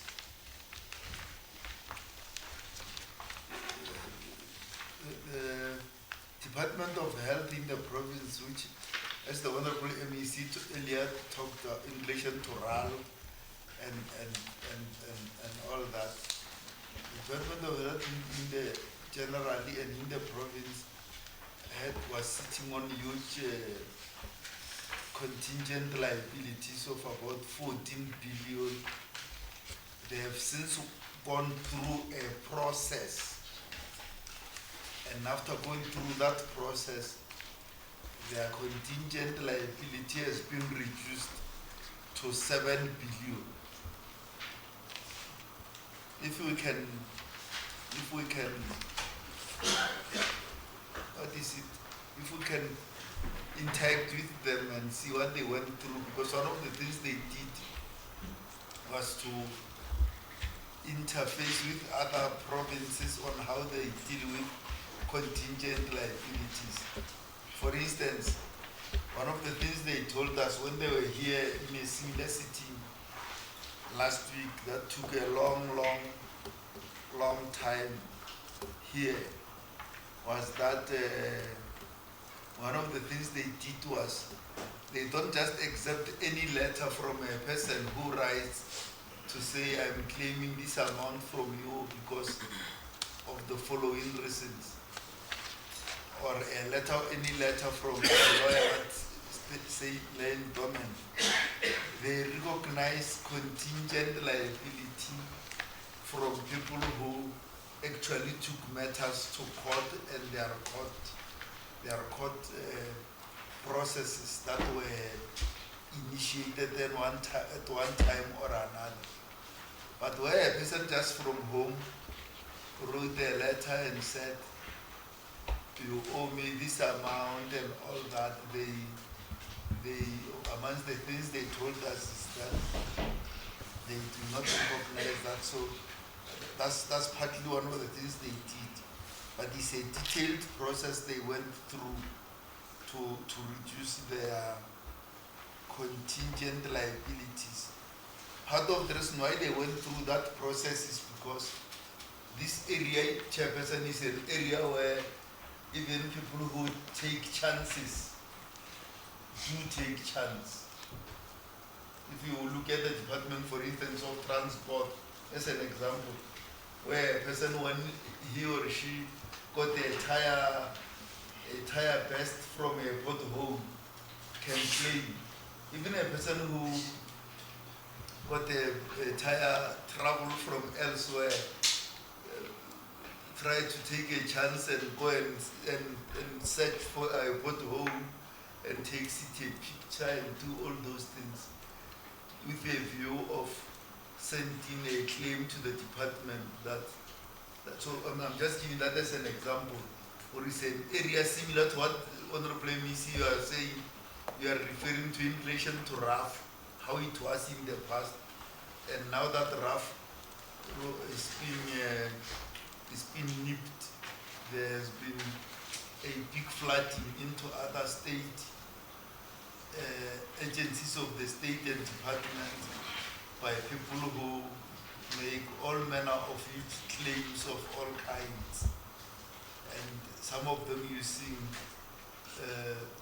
lawyers of all kinds to make a variety of claims. So it's a matter that I think we will need that attention to look at as the Department of Health has done. Thanks very much, Honorable Chair. Okay. Okay, over to you, Honorable Emisi. Okay, sorry. No, I'm sorry, I didn't see your hand. Chair, just the action plan that we read on point 4, it actually states there about, as Honorable Paula said, about the investing insurance and risk management plan of action. But surely I can just think in some departments there are some provision for legal cases that might come. And if you just look at G&T, that's almost an obvious entity that should have some because they transport people. But if you look at all these cases that's attached in the annexure, almost the majority of that against LEDA is all about property. It's about land sold, houses not transferred. There's a few that's something else. And then if you go to Great North, it's a lot of civil cases, including the, defamation of character, but there's a lot of civil cases, including a firearm pointed, etc., but also the protected strike, which wasn't too much, but there's a huge case of 29 million rand in the High Court for see, they say they're ready for pre-trial and parties will be negotiating agreements. If you read through that, and then you get to the mining resources about MOAs, etc., I think surely we can maybe be explained what the budget implications are if you budget for things and you don't use it. What does the law says in this type of insurance litigation cases? But I feel very strong that when you transport people, it's a big issue. So yeah, that is a concern if you read through all these cases, and there are some undetermined cases. But also, is there any hold-up unnecessary? Because it seems like sometimes, cases are there, and we don't follow them through, and then it lies, just like disciplinary hearings almost. But it is concerning, there's a lot against LEDA about property issues. Thanks, Jim. Thank you very much, Panama. Over to you, Honorable Emisi. No, thanks very much, and I think colleagues will give more details. But I think one of the challenges as part of the strategy is like, thanks very much, Nama Rogers, MAC for the debt. I think Honorable Pala is right. We'll definitely benchmark, because one of the things that the Department of Health did was to appoint a medical doctor who also have legal qualification, which was a plus factor because of the medical negligences that people after milking rough, they went to medical negligence, because anything that happens in a hospital or at the health center, there is that element of and the disappearance of files. But in our case, why we are not following, like Honorable Pala is saying, people are taking chances. This is a person who is saying, I'm taking a civil case against you, who says. What is it? Is it beneficial for you as the person who is being litigated to make a follow-up, to say how far are you? So that the matter becomes prescribed and it falls off. Because when you make a follow-up, whereas you don't have adequate resources to pay that person, because they are uncertain, there are uncertainty in terms of the budgetary arrangements. So you then revive the case, because you are not the complainant in this case. So why should you follow that person to say, you have opened a case against me, how far are you? That's one dimension that I think. we are trying to manage, which I think is quite complicated and very complex. Some of them, they wanted to take them head on, settle out of the court, but the person has been there for a year, not making any follow-up. He has just written a letter, and there is no court case in the roll. Why should we follow it? We just keep it in the register, and then at some stage we are going to apply to the magistrate to write it off, not to the person who is litigating against us. And I think colleagues will then assist in terms of the budgets. Thank you, Honorable Chair. My name is Tito Gadmulu, Deputy Chair of LEDA. I think let's appreciate the counsel that come from Honorable Pala, particularly on the best practices that has gone through, and I think we'll copy that for our own use also to reduce the number of cases, but also to reduce the amounts that we pay when we go through these processes. But for detail, I think let's ask the Group CEO and friends to take it up. Thank you very much, Honorable Chairperson, honorable members. My name is Takani Makuba. I'm the Group CEO of LEDA. I must say that the submission that we have made at the time relating to the period for the period under review for the financial year ending March 2022, that was the status. I also want to suggest that the update on the status with negotiation and discussions has been taking place with the attorneys, the opposing attorneys on this matter. There are other matters that since then, because of the discussions, have become moot. Maybe that might be the report that we can provide as part of maybe adding it for the Friday the 28th. We have since prepared and updated the report. But this one that is here relate to the period, it was the valid case as at the time of the audit at year end, if we can allow that, Chair. But on the issue of budget and others and provision, why we didn't provide for this, the CFO will just outline. Thank you. Thank you, Chair and honorable members. Just to respond to the note as highlighted by the Auditor General on the report that some of our... You forgot your name? Oh, my name is Pumran Magidi, CFO for LEDA. Just to respond specifically on the matter that AG put on the report as more of emphasis was some of our cases we could not determine the amount, and the reason for that is mainly on the where we are being sued on the Musina Mercado. What the lawyers will do, they will only able to project the legal costs that they will spend, but the nature of the litigations is it's not easy to determine how much you are suing each other for.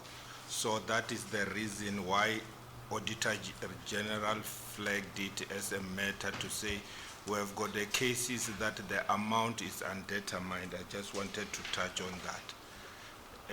The issue that was raised relating to the budget, we do not normally budget to settle for litigations. We defend our litigations. However, we still run with a budget for running our legal costs or our legal processing of the transaction. Thank you, Chairperson. Thank you.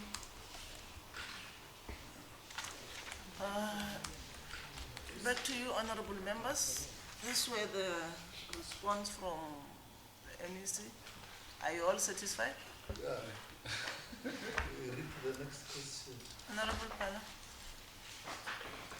We read the next question, Honorable Chair. Honorable Shaw. I must read the question now.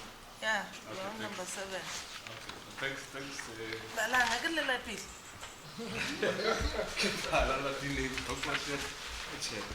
Okay, thanks, Chair. Question number 7 is on annual financial statement. Read as follows. Executing authority, on paragraph 30 of the AG report, the financial statements submitted for auditing were not prepared in accordance with the prescribed financial reporting framework and supported by full and proper records, as required by section 55, subsection 1A and B of the PFMA. On paragraph 40, the accounting authority did not adequately prepare regular, accurate and completed financial reports that are supported and evidenced by reliable information, as the financial statement contained numerous misstatements that were not correct. On paragraph 41, the entity did not ensure that staff were trained to apply proper records management procedures to facilitate sound records management, which resulted in significant delays in the management providing the required information and extensive efforts to obtain sufficient appropriate audit evidence. On paragraph 42, non-compliance with the legislation could have been prevented had the compliance been properly reviewed and monitored. On paragraph 43, the internal audit function was not adequately and appropriately resourced relative to the size of the entity and the nature of its operations. Question A, why were the financial statements not prepared in accordance with the prescribed financial report framework supported by full and proper records when submitted to AG? B, why did the accounting authority fail to implement the internal control systems to prevent the findings from paragraph 41 to 43? Provide detailed explanation for each paragraph. C, who were responsible officials? D, what action has been taken against the accounting authority and the responsible officials? E, what plan did the accounting authority put in place to ensure that material misstatement in the annual financial statement do not occur? I thank you, Chair. Thank you, Honorable Sishoka. Honorable MEC, those are the questions from honorable members. Thanks very much, Honorable Chair of the committee and honorable members. And the questions are directed to the accounting authority. I'll therefore duly hand over to the interim chairperson of the board to give the responses. Thank you, Honorable Chairperson. My name is Tikon Kadlin, Deputy Chairperson of LEDA. A, in terms of response, the financial statements submitted to the Auditor General of South Africa were not prepared in accordance with the prescribed financial reporting framework, mainly because of understaffing in finance and delay in appointing the finance team, which affected the quality of the financial statements submitted to the Auditor General. The staff needed to require training in the... Honorable Chair, Mr. Gadman speaks softly all the time. We've been making that appeal from the morning. Also for record purposes that side. Can he speak as loud as possible?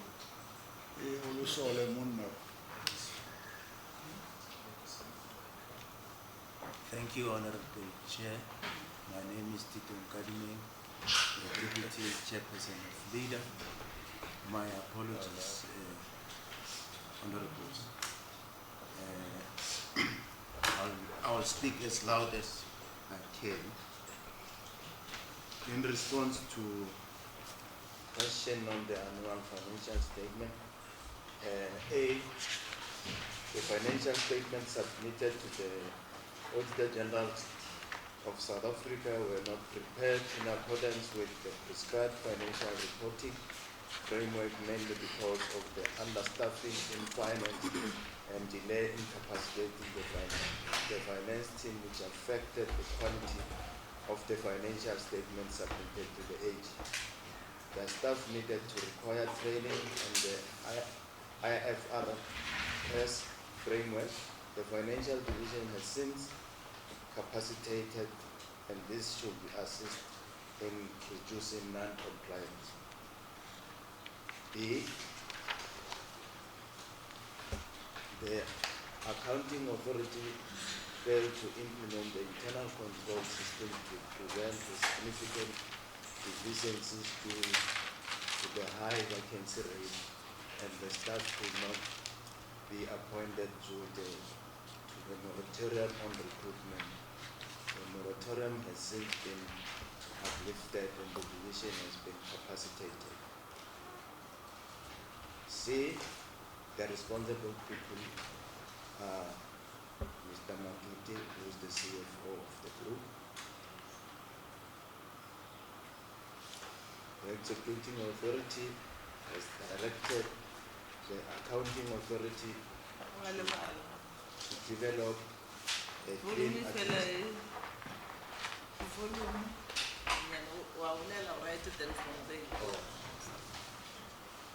My apologies, Chair again. My name is Deputy Chairperson of LEDA. The executing authority has since directed the accounting authority to develop a clean administrative strategy. The sanctions was taken against the official referred to Annexure E for the warning letter issue. E, LEDA is capacitated the finance division with 6 accountants who will improve the finance division review process before submission to the internal audit and audit risk committee. Annual financial statements are subject to review by internal audit and the board audit risk committee timelessly. A clean audit strategy was developed and implemented, and we will prevent material misstatement in the submitted financial statement. Thanks, Chair. Thank you. Honorable Kala. Thanks very much, Honorable Chairperson, for allowing me to ask follow-up questions on this question on the financial statements. I'm going to go slow on them so that they are able to be responded to, otherwise it may get difficult. So question 1 is, why did it happen that the entity did not adequately prepare regular, acceptable and complete financial reports as required by legislation? That's point 1. That's what the AG says there. Point 2. Why did it happen that the entity did not ensure that staff was trained to apply proper records management procedures?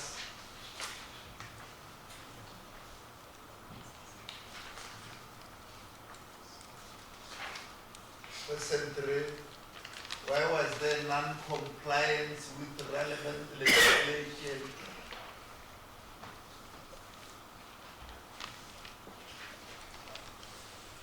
Question 4, why was internal audit not adequately and appropriately resourced?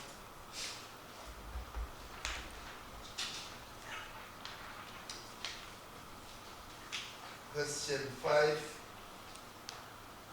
is there only one official who was charged? Why was there only one official who is said to be the responsible official?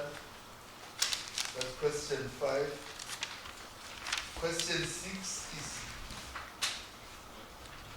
is this official responsible for all the things from question 1? this question 6. Question 7.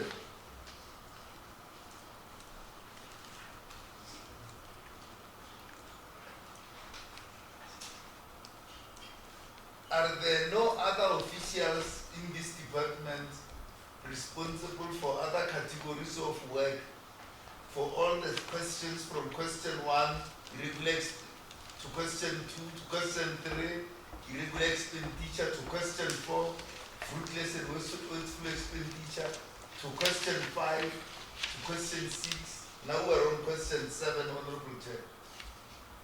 Because everywhere if you look, they mention other officials or another one or Mokoban or another one, but they always mention Magidi. Question 7 is, when we ask what action has been taken, and this one is going to go to the MEC and the chairperson of the board. If you look at all the questions MEC, I want you to go through them where we say, let's go through it slowly. When we ask who are the responsible officials, they usually mention them.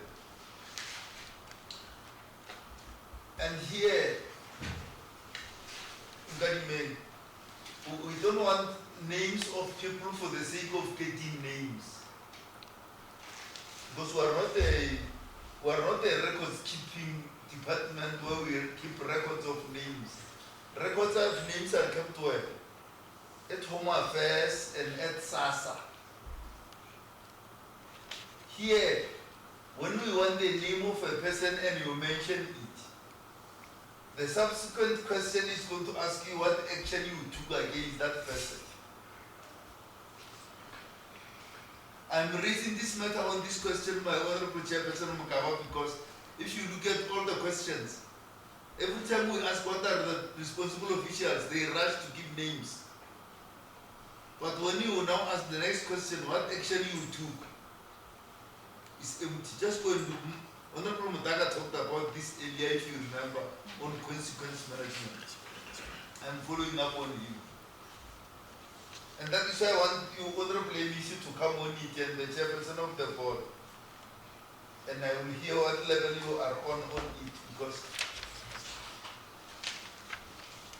we don't just want names of people for the sake of getting names. This committee called SCOPA is a committee of consequences. If there are committees where you go to, which are a talk shop, where you just talk and leave, that is fine. But here, this is a committee of consequences. And if you don't take consequences, the Honorable MEC will tell you, he's a member of the legislature for long. He will tell you, we will when we resolve, in the resolutions, when you see them in the legislature in black and white, you will see how we will resolve. And then if you don't believe, go and look at our previous resolutions, if there is someone who doesn't believe. Because we are a committee of consequences, where finances are involved, where public accounts are involved, where monies of the people of Limpopo are involved, and they have not been spent well. We want consequences. And not for the sake of it, Honorable Chairperson Mukaba, but because the law says, and in relation to this, because it's a board, in section 51E, Roman figure 3, it says, once there is something wrong has happened, there must be effective and appropriate disciplinary steps against an official or officials that have allowed that to occur.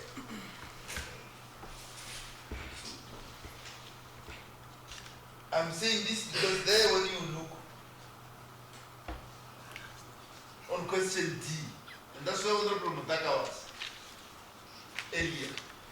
And it's the same with all the questions. I'm at this level because we are now at question 7. And from question 1, you can go and look at them. If you don't, when we ask what action has been taken, no action. And when they say action, they will say no, go and look at Annexure E. And when you open Annexure E, what do you find, Honorable Chairperson? You found the letter that are 3 months warning letters that were issued in July last year, which expired in October last year.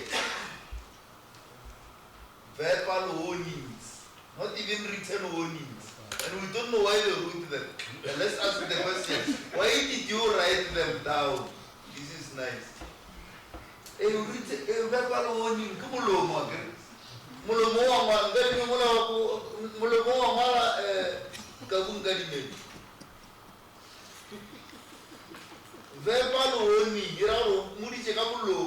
sitting on the table on the other side, or don't do this thing again, regard this as a warning to you.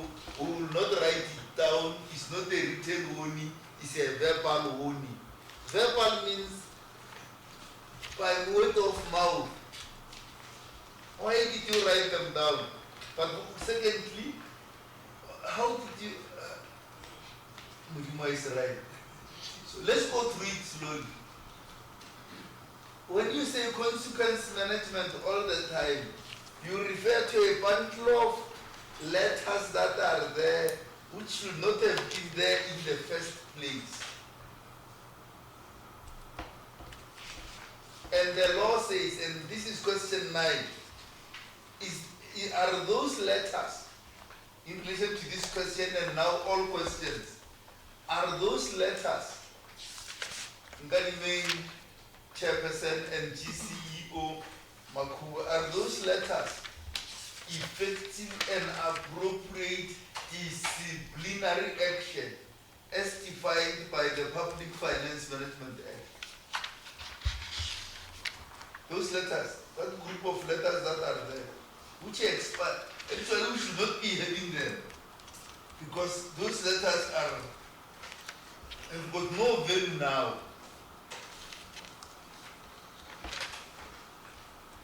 Have got no value now, those letters, because they were letters of verbal warnings. Accidentally they were written down, they expired in October, and they get brought here in July, in the next July. Are those letters, Chairperson, effective and appropriate disciplinary action as defined by legislation? And let's go through the letters. Now that they have come. Who is that person who signed the letters there called signature of GCEO line manager? I don't know whether it's written that or whatever it is written. Let's get who the person is. That's point 1. And that's question 10, I think, if you got the logic right. And let's get why was the letters not dated on the date on which the person received them. Because the date on top, I think, is the date when they were written. But usually there should be a date on which the person actually receives the letter, so that we are sure that the person received the letter on a particular date. There are other warnings that do not have, and you brought them here, but the employee did not sign, and we don't know what is the value of bringing such a warning. That one of TR Commission, Head of Supply Chain. I don't know whether you received the letter. The employee did not sign, no witness signed, but the letter has been brought here. And what is surprising in all the letters is that the person who is a witness, Maponya or whoever, is one person there. All the letters, Maponya just said, are no witness. Mapil ba sign a ibili Maponya no sign a come or witness. Yamamala come. Kishaki sign no witness. Just go through those illegal letters which letters should not be here in the first place, because they are a written, something that is written, that is word of mouth. You get the point?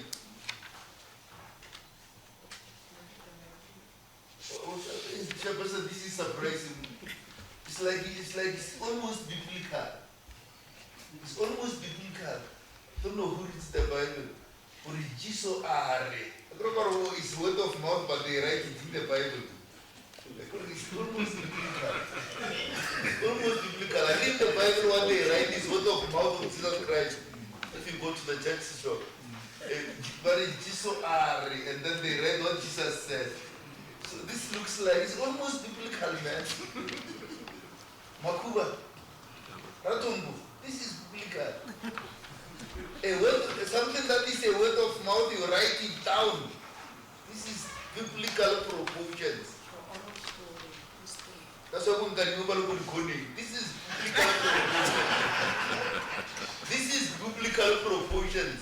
This one. That's what they do in the Bible if you go to church.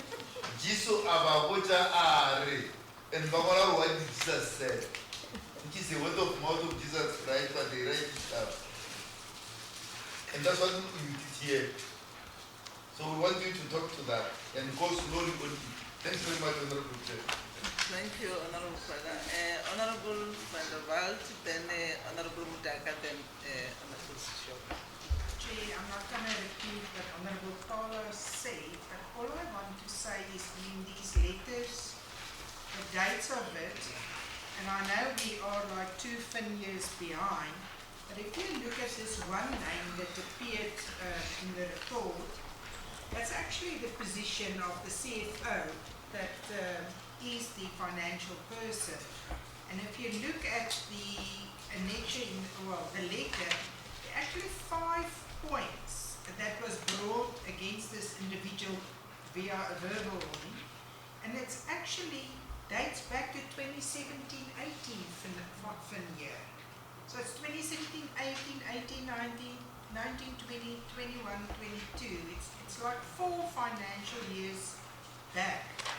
And you get a verbal as a CFO, not as an ordinary whatever. The CFO, counting for the finances, 4 financial years failed to prevent irregular expenditure, prevent fruitless wasteful expenditure, failed to recover loans to SMMEs and subsidiaries, associates, annual financial statements not prepared in accordance with PFMA, misclassification of property, plant and equipment.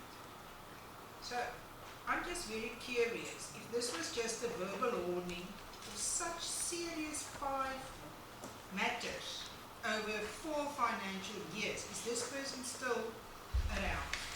And then there are others that were also, I think back to 2018 somewhere, well, 2017-18, there's another one that's in a different type of a letter, on a letterhead, was back to 2017-18. Thank you, Chair. And then obviously ones that are signed. Thank you. Am I the one that follows? Yes. Thank you very much, Honorable Chair. I just want to bring in another dimension on the very same issues that are being raised, and particularly after what Honorable Kala said concerning the official that has been given a verbal warning on the question under review. When you read the first paragraph in their response, Honorable Chair, on that question, the response is saying that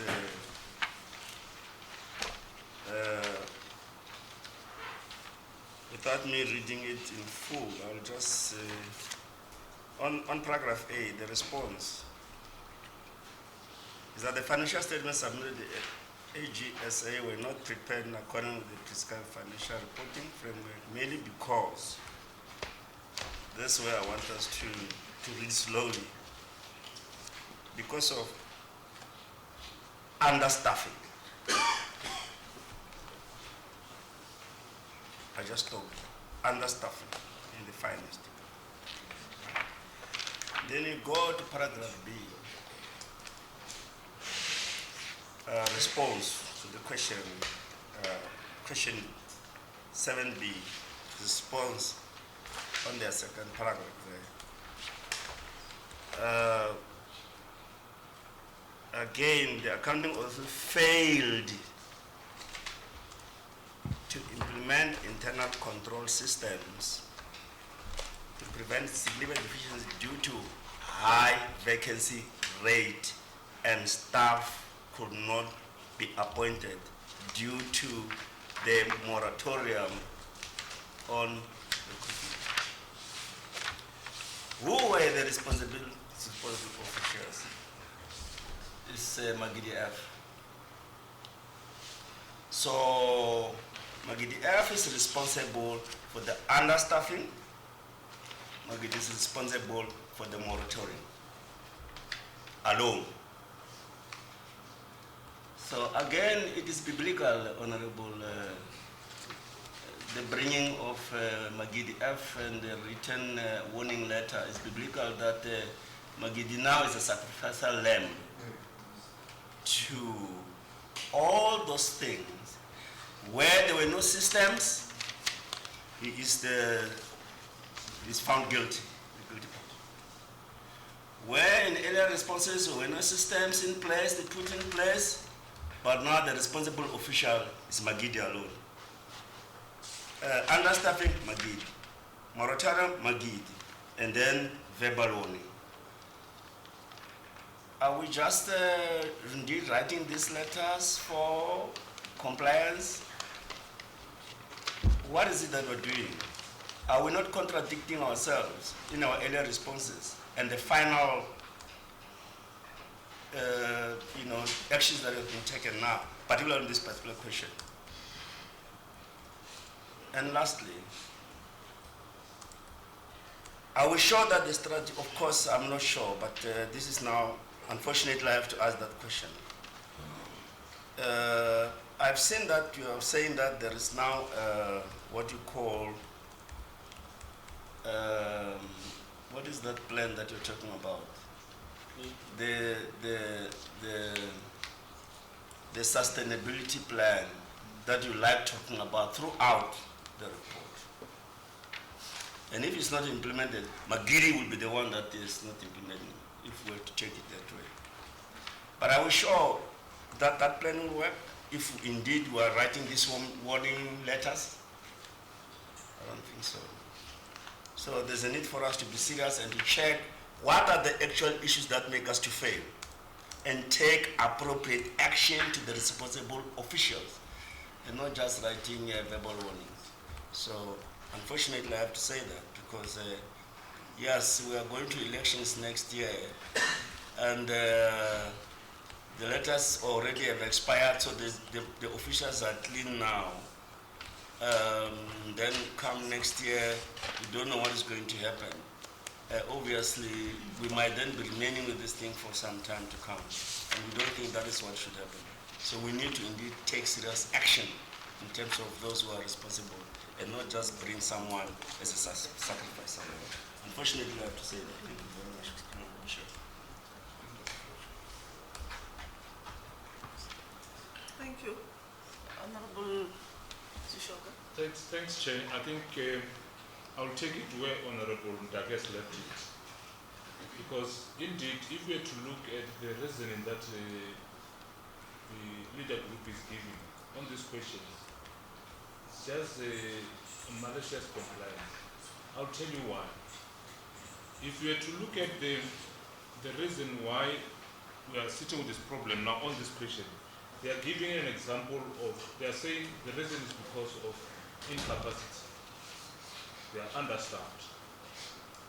And the question, I don't agree with that. I don't believe that this is an understaffed, because if it was indeed understaffed, they were going to give evidence to show that they were understaffed. And to show, you can't just say there's a moratorium. give us letters that you have tried to, because if they're notarial, it doesn't mean you can't recruit people. You ought to go through certain processes. And they were supposed to come here and present to this committee that this is what we have tried to do in addressing this problem. And to show that this is just a malicious compliance, this has been happening over years. And I can tell you, MEC, the response that we're getting here, they're just playing with the committee. It's just a game. I think we're in a game wherein you can just come here and throw something so that you can convince us. I'm not convinced. I'm totally not convinced with the reason that you have given here. It cannot stand anyway. It can't be that Magid is the one that is responsible for HR issues, which is recruitment. It cannot be. I therefore request, Chair, I think in our discussion then can be, these questions that they've brought us here, the answers that they've brought here are not satisfactory. They need to rework on them and give us concrete reasons if we are to take them serious. Thank you, Chair. Okay. Thank you very much, Mr. Magidi, the sacrifice lamb, if he's still in the department. Over to you. Thank you very much, Chair and honorable members. My name is Munama Rogers. And, greetings to the sacrificial lamb.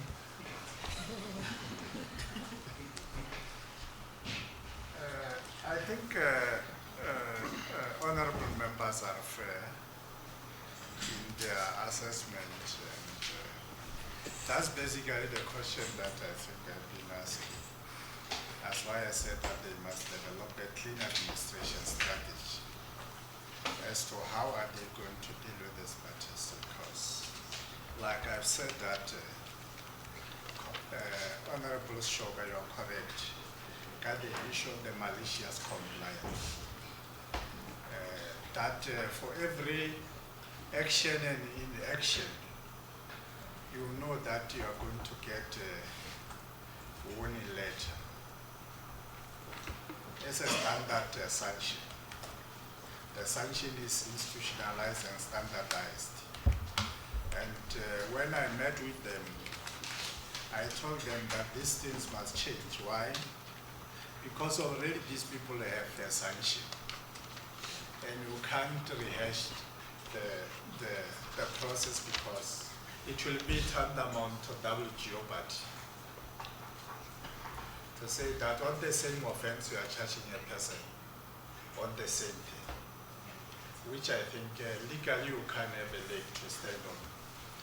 But the problem is that you just give it a verbal or a warning letters. The process in terms of the consequence management must be documented.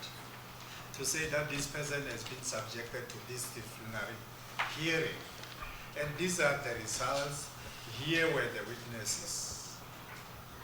Warning is something else, because here we're talking about the material irregularities in terms of PFMA. That is more concerned about the public funds. That is prescriptive in terms of how best you can prepare your records in response of what the AG requires from. And we are saying that that documented process in terms of the tribunal shouldn't just be to say that now that we are going to appear before the SCOPA, we must be seen doing something, because that will not be the dispensation of justice. We will not be dispensing justice. Because if you are serious about this matter, what we should have to do is to ensure that we have a fully capacitated internal audit team that we have since established. And now we have since also established what we call the Financial Misconduct Board, because that's where these matters are being referred to say whether the determination that has been made is really appropriate, the appropriateness of the of the sanction, which is not commiserate to the offences committed. And that's where I think we have a serious problem, and it said that I think we are going to deal with that subject matter going forward. And like you correctly said, that these are part, fortunately that now with the new amended Public Audit Act is very clear in terms of the material irregularities. And that's the question that I've asked about why only Makiti. But surprisingly, the very same Makiti that you are vouching about it, he was more comfortable. In fact, he's the one who said I'm responsible, because that's my responsibility of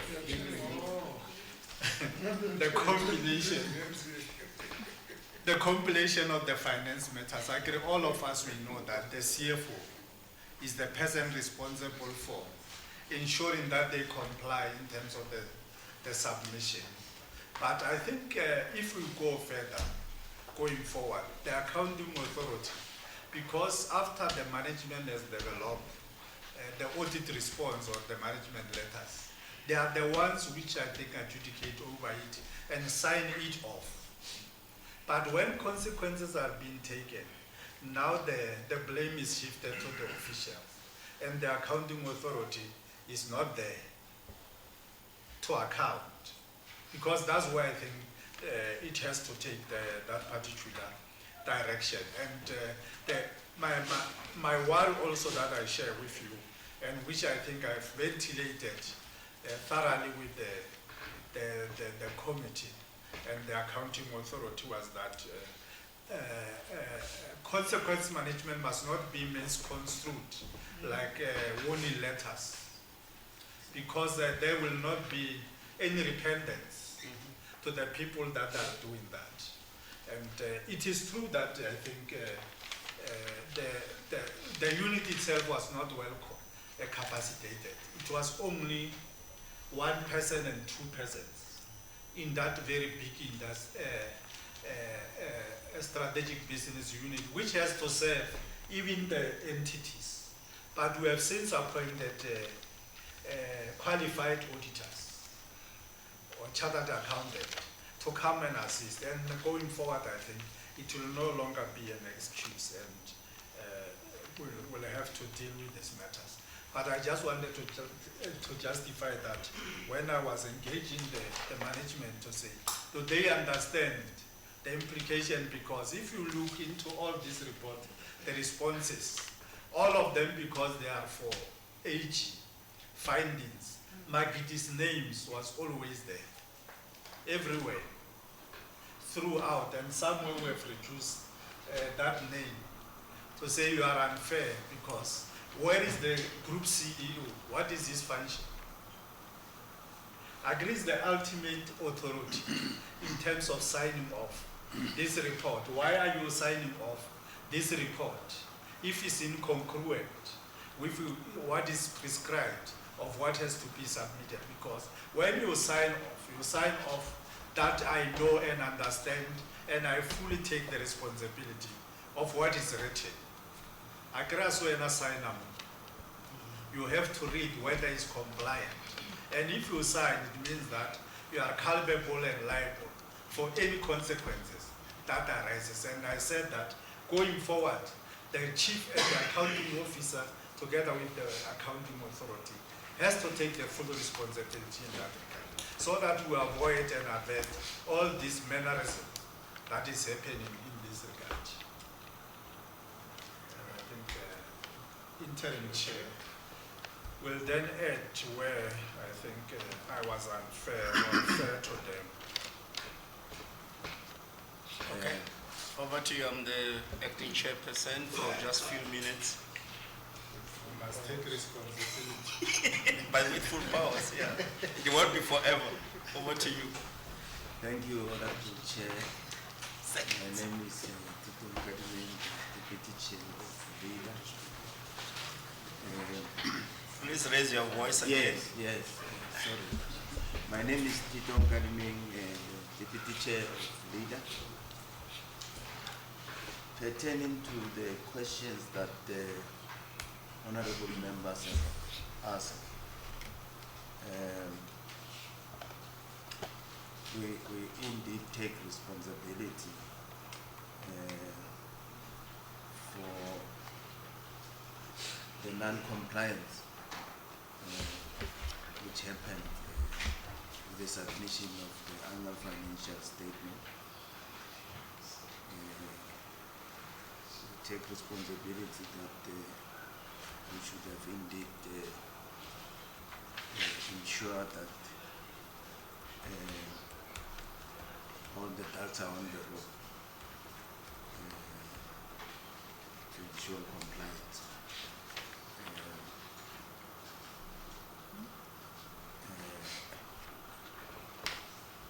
But when indeed what we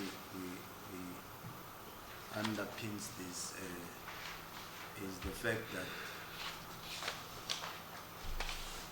at finance were definitely incapacitated with very lean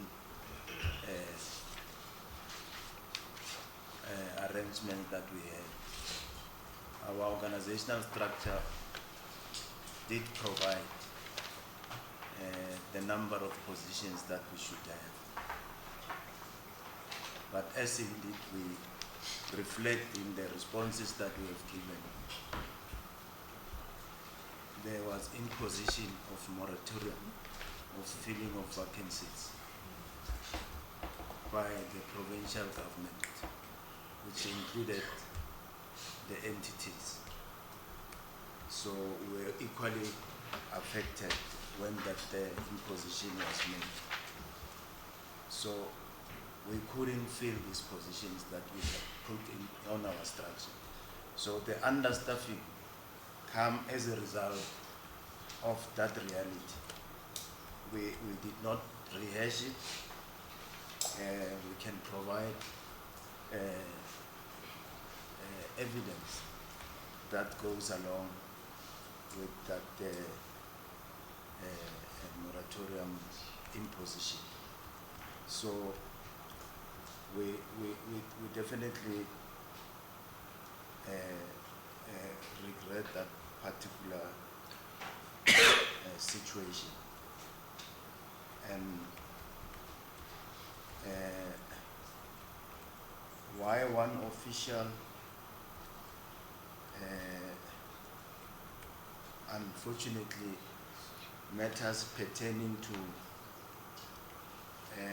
finances, and as I said, we didn't have any other person except what the MEC is saying now, that we could apportion these responsibilities on, and in this case is Mr. Makiti, who is responsible for the group. Because if members were to recollect, originally we were not submitting consolidated financial statement. It's only recently that we were required to do that, and that actually depleted the capacity of the agency to execute as required by the law. So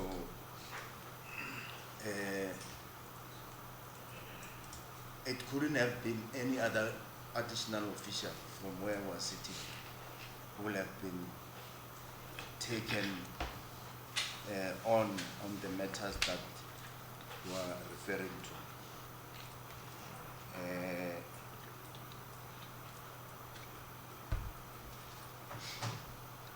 Yes.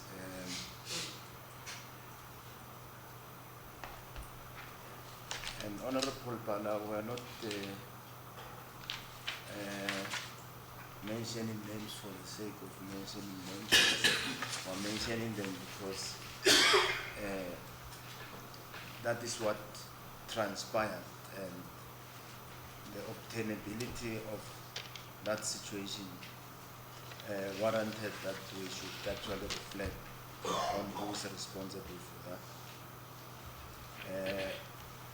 we have since said that if it's about making sure that we take adequate consequence management, we will definitely do that. And we have actually since recognized that there's been limits in the manner that we handle issues of consequence management. And we will since improve with the council of this house. I'll leave it to the group C. Good afternoon, Honorable Chairperson and Honorable Members. My name is Takani Makuva. I'm the Group CEO of LEDA. Let me begin with the letters, on the letter side. I just want to confirm to the Honorable Members that the signature of the CEO and line manager is my signature. I have signed all of the letters, and they were witnessed by the interim executive responsible for human resources, being the human resources matter. I have been advised, and also my own knowledge, that whenever you give a verbal warning, you must also transpose that warning and put it in writing. Otherwise, there will not be record for such a verbal warning. So based on the advice from HR, legal, and own experience, is that you should still transpose it in writing, so that at least the record is there, even if it's verbal. It was verbal. From a verbal point of view, I literally called everybody and also met with all the people that we have given them a verbal warning, and give them warning verbally. And then others that were not necessarily available physically when I was doing this, I contacted them over the phone. And we agreed that all that we have said must still be transposed and put it in writing, based on the advice from the HR perspective and my own experience in terms of having the record in place for the verbal warning. There is a letter that I admit that it was an error. I think when my team were putting a letter for an employee, TR Nkumise, we erroneously attached the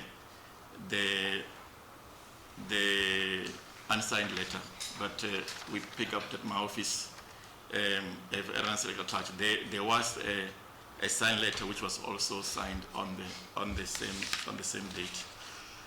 So yeah, all letters are on the 8th of July, but that's the time when I was dedicating to engage with all of them. But I think I agree that maybe we should have let individual who signed to also indicate the date in which they have signed. One of the challenges that one has faced, the MEC did indicate that as a CEO, I am a successor in title. Whatever that happened before my time, I'm responsible for all those. This then, when I came and realized that certain action in terms of warnings and whatever, an investigation will not have taken place, after thorough discussion and in terms of what would be the best way forward, and the council is to say this matter, if you look, for example, let's say you just pick up the issue relating to the Group CFO, it relates to the financial years backwards. And then one will not necessarily have a detail of the investigation, what would have happened at that time, and such investigation did not take place, and one is coming in financial years down the line when this has already taken place. Hence, in each and every letter, we have made an indication as to which period they relate to. And because by that time, some of my predecessors would have left, and then one would not have the information in place. Hence putting this. And I fully agree that on the question that is this effective and appropriate, the response is that no, it is not effective and appropriate, and we'll learn going forward to make sure that we improve in terms of, as the MEC also indicated, to make it that it must be a proper process in line with the legislation. And for that we regret in terms of how all these warning letters have been handled over this period under the circumstances. I would not maybe further to repeat what the chair has indicated. I think the issue of staffing has been a significant challenge relating to this financial period where the CFO was handling all things alone, including support to the subsidiaries. Hence the question, why did we fail at the time to ensure that there's a compliance with international financial reporting standards and other legislation from an accounting perspective? That was the root cause of where we find ourselves in, and then at the same time the provincial government has put a moratorium of not hiring. We hardly, honorable members, had in this area, because it's a technical area, particularly in terms of this international financial accounting financial standards, where you need to have, when you talk about resources, it's more about relevant and appropriate resources, where the institution did not have the suitable qualified in terms of chartered accountants qualification within the organization. And at the same time, we are in a period in which there is a moratorium. So all those aspects in terms of the moratorium provided, we are lean and mean, we don't have resources, but at the same time, the resources, even those that we have apportioned on an acting and support basis, do not necessarily have, on a day-to-day basis, have the accounting CA qualification. Hence, what has prevailed, and we emphasize that in our submission. Thank you very much, Honorable Chair. Thank you, Chair.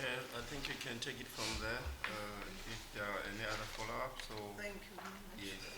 Honorable Vanderbilt. Chair, I don't want a long discussion, but I can understand the proof that you gave somebody a written warning. But am I not right, unless the labour law has changed, for serious offence you give a person 3 written warnings and then you can get rid of the person. I know we know all the disciplinary and all that stuff.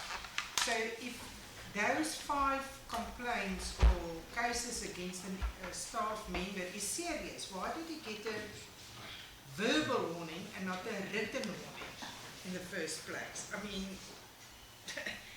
that's serious stuff. Doesn't warrant a verbal warning, and that's where consequence management comes in.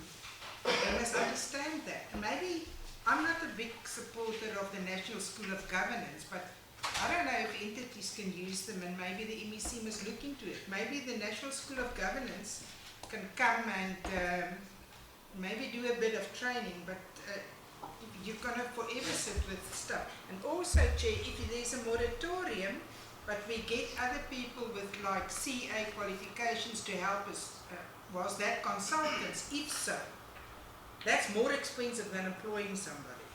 Thank you, Chair. Honorable Pala. Thank you, Honorable Vanderbilt. Thanks very much, Honorable Chair.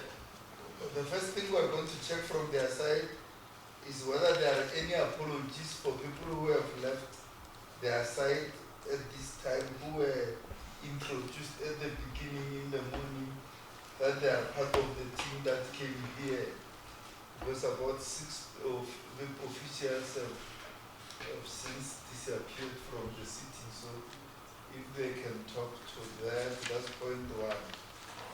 Point 2 is Chairperson, Honorable Dada, I don't know whether you see what I see, and I saw you saw it earlier.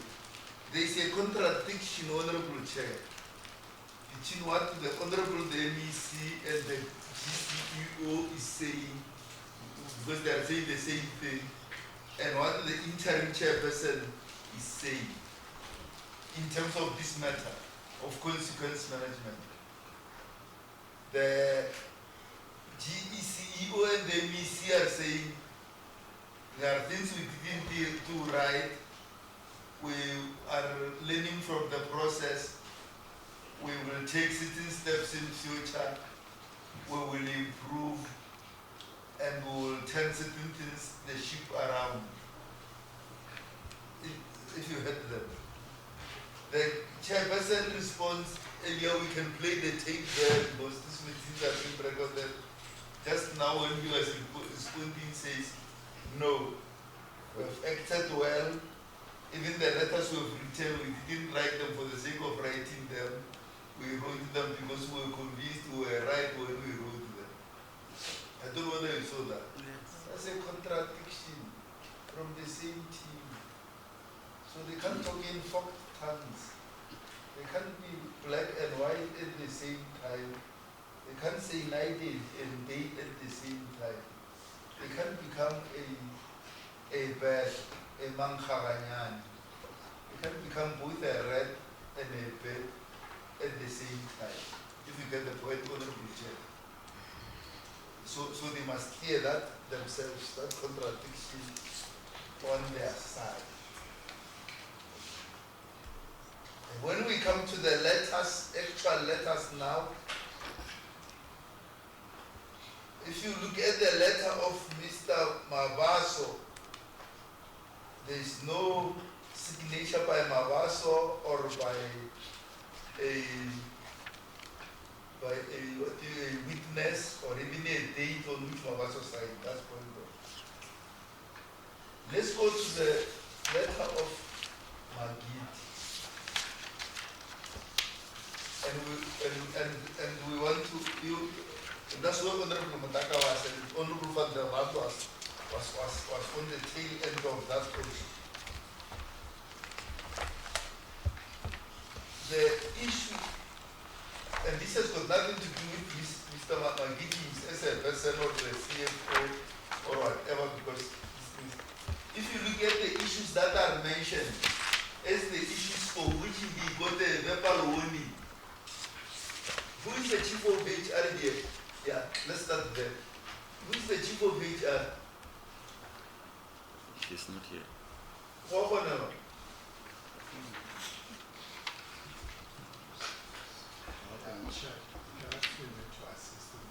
Oh, let's go through that. Let's not that.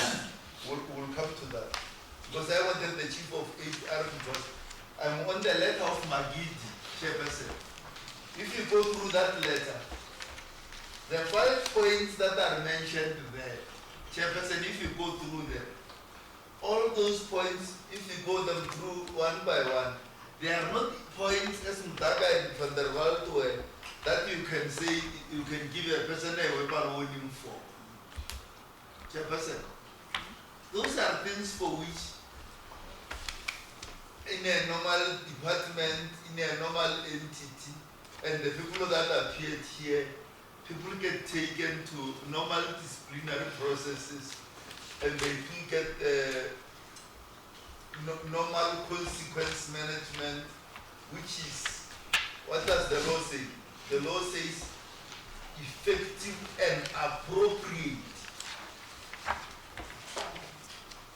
Those things you can't get a verbal warning for them. Read them. Let me read them.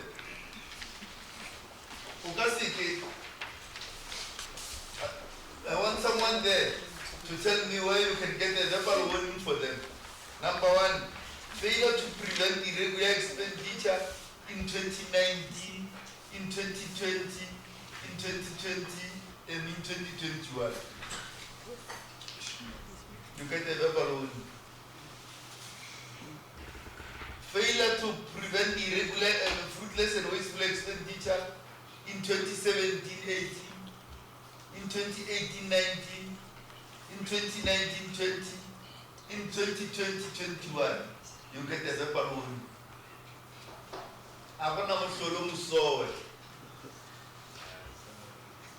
I wanna level. Chairperson, forget about it. There's no such a thing. Forget. want the chief of HR MEC, not the explanation, because I'm told he's the one who advised. There is nothing like that. Failure to recover loans to SMMEs and subsidiaries 2020.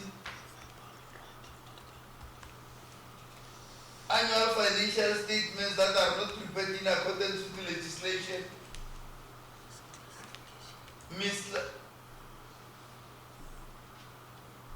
Again, those things, you can get a verbal warning for one of them. Maybe the law wants misclassification, whatever at the end, if you get the logic right. If your head is on your shoulders. But when they are combined, Mutaka, Emanyana, whatever chance, there's no such a thing. Even in the Boa government, in Kazankulu, in Venda government, you can't have that nonsense.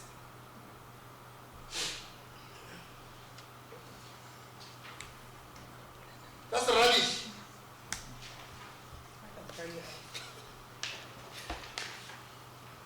That you want us to believe, or for those offenses a person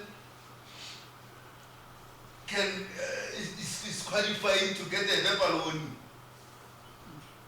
This letter can take it to any department or any HR person. He or she will tell you.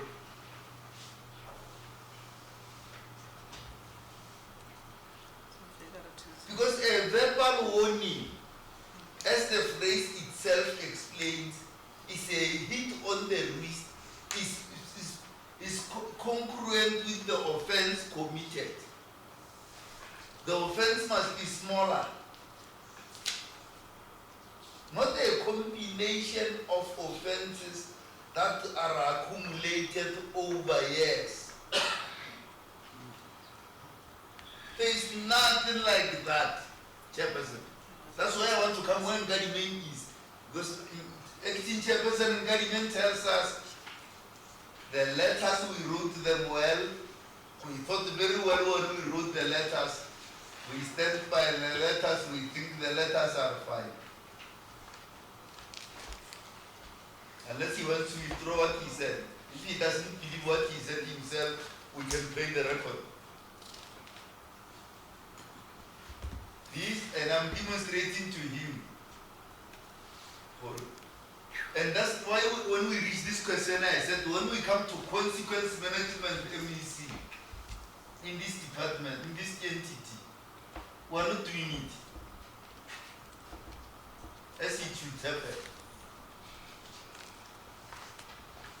And we're not singling out any individual, we are singling out all the 7 questions that we have dealt with now, Honorable MEC. That when you look at all the 7 questions, there is nowhere where you mention officials and you are able to tell us clearly what action you took about them, except showing us throughout all the questions these verbal warnings, which were incidentally written down. And this one specifically is far beyond what can be does not even qualify to be a written warning. If there was a HR person here, that's why it's surprising that he's not here.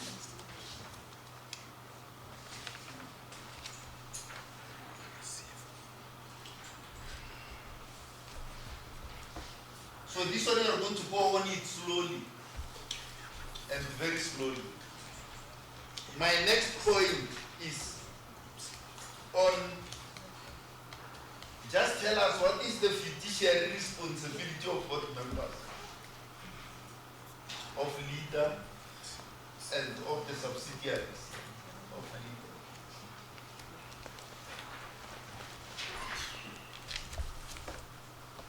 Final point. That goes to you, Honorable Ms. Is with all these irregularities that have happened in this entity,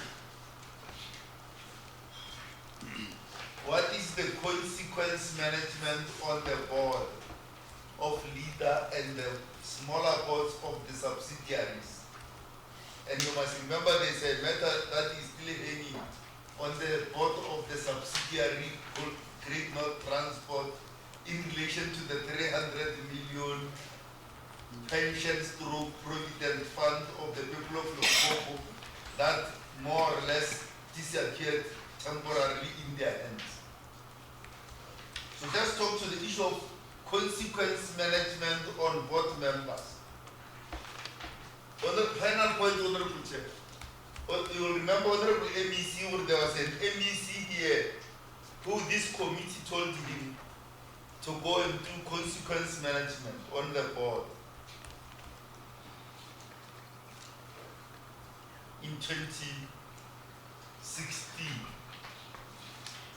And the MEC indeed called the board to a session. The HOD Solomon Khobong called the MEC called the board to a session at the Park Hotel in Mokopane to what they called a tongue lashing session. And the MEC at that time called that consequence management. And indeed the MEC, it was written even on the document where it's a tongue lashing session of the board. And the MEC indeed arrived and said, I've brought you here for tongue lashing because you are not performing well as the board of LEDA. You should increase your performance and perform. At the time, board members were filling claim forms. You get the logic right. And when he finished talking in 11 minutes, they reversed their vehicles and left. So the MEC called the board to what he called a tongue lashing session. I don't know, Mdaga, what is a tongue lashing session? In the order of actions from verbal, this written verbal warning, to an actual written warning, to a suspension, to an expulsion, dismissal, without pension, all those. Where is this one called tongue lashing session? We hope Popo will be given a chance to respond on this. Where does a tongue lashing session fall in the list of these things? So when we say consequence management on the board, Honorable MEC, we hope you will tell us what actual consequence management. Not something that is not in the prescripts that the MEC created at that time and called tongue lashing session of the board at the Park Hotel. Thanks very much, Honorable Chairperson. Thank you, Honorable Kala. Honorable MEC. Thanks very much, Honorable Chair, of the session, and honorable members. I think we have been town-lashed also. We still have to respond. This is the real town-lashed. This is the actual town-lashed. Not going out before 4 in the morning. Not that one. Anyway, and unfortunately, there is that contrast that we need not to lash other people when they are not performing. No, thanks very much. I think the spirit and the purport in which honorable members are raising these issues, they are not raising them out of their own will, but they wanted to protect the public resources, to say why the leniencies on the things that are very, very, very, very, very, very open.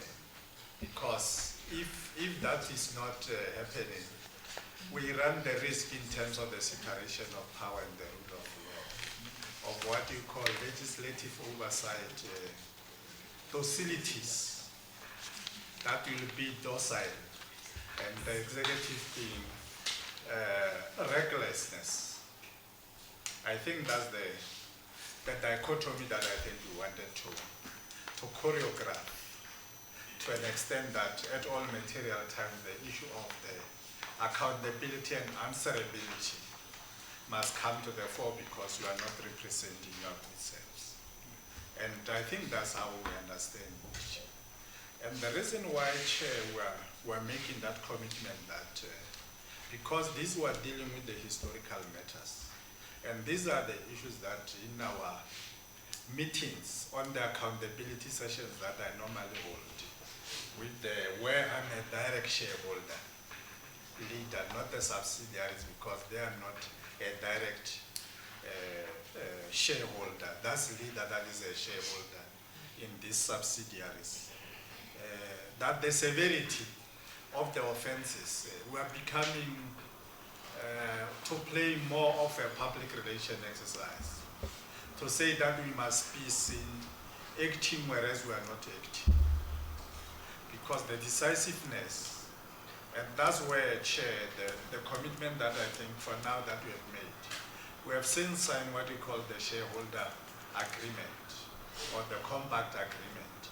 Among others, it timed the accounting authority in terms of the performance, including the financial performance of the board. And in the event that they don't exercise the fiduciary responsibilities like you correctly issued that. What is a fiduciary responsibility? The fiduciary responsibility in this case, in terms of the Public Finance Management Act, your section 51 for the accounting authority is that the board, which is the accounting authority, must be the one to exercise fiduciary responsibility and to ensure that they take appropriate and effective steps to prevent unwanted expenditures, and also to ensure that in the event that all those things, corrective measures are being taken. And as and when we respond, I think we'll give what we have acted upon, as and when we get, now that the AG is on board, and we told them that the consequence management, the reasoning that we are giving now will not be the same with the reasoning when we respond to the question in terms of the consequence management. Because the policy is quite clear in the Act to say who must be held accountable in the event that some of these things, inefficiencies and wastages are happening. And that's the commitment, Chair, that I think we're making, and then we are fully agreeing with you, and we'll ensure that we also ensure that we don't just submit documents for the sake of malicious compliance, but over to ensure that we also catalog the disciplinary processes, how it unfolded, how we have arrived at a particular determination, to ensure that there is no recurrence of that particular offense. And that is the commitment I think as the executive. I will never call them to a leadership session, because the accountability session in themselves is to hold them accountable to say what are the things that you are doing. And I said and told them that in the event that you don't comply and you regress in your performance, and that's wherever it's happening in terms of the performance agreement that I think we're signing, that I think it's time that the heads will roll. But one of the deficiencies is whereby the landlord is absent. If we say that the landlord is absent, you have a board that for quite some time you don't have the chairperson who can be held accountable in terms of the accounting authority. And the sooner we fill that position, I think we'll be able to correct some of the things and be able to deal with these matters. And I think the interim chair is trying his best to ensure that at least he puts the ducks in a row to correct things that I think have been there. There has been that lifestyle and title laxity in the entity previously, but I think for now, you can see a lot of tremendous improvement in some of the critical areas and the interventions that I think we are trying to bring to ensure that there is that improvement and accountability. And I think coming back, I think you'll see a change environment whereby we will not be saying that we have a town nation sessions and so forth, but I think we'll be concretely giving you substantial progress in terms of the real consequence management that we have taken. But already we have taken some of them. For instance, there was a case where there were people who were not necessarily performing, they were always absent, Limpopo connection. We have approached that member to resign because also he's a political leader. He comes here, he doesn't exercise his or her responsibility. And when he goes to the interview because of other cap, then he blames government of failure, governance failures, and using the same things that he gets, that he's supposed to do in his or her responsibility to correct them. But he's not correcting them, but he's using them against the very same institution that is paid that particular person. And I think we're going to deal with that matter. Be rest assured as the SCOPA. We understand your mandate that you are there to ensure that you protect the prudent utilization of the public resources. And I think that's the commitment, and I think you have been talking past each other. That's why we are agreeing that I can't even apportion a blame to my predecessor to say that he was lenient. That's why we're taking a view together with the group executive, the issue of the successor entitlement, that yes, these warnings have been issued, and we can't say that it was not us. We take the full responsibility that this is an anomaly that should be corrected going forward. Thank you. Thank you. Let me see. Are there any other addition on your side? No, my name is Tito Nkarime, Honorable Chair. I think I'm alive, and for the misunderstanding that Honorable Pala says, I think if that was the understanding, I will draw that part. Thanks. Honorable members, can we continue to question 8? They have not responded to my questions.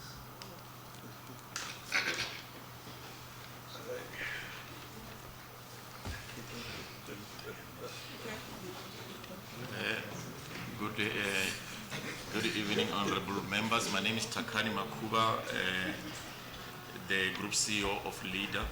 Yeah, I've noticed there's one question on the signature of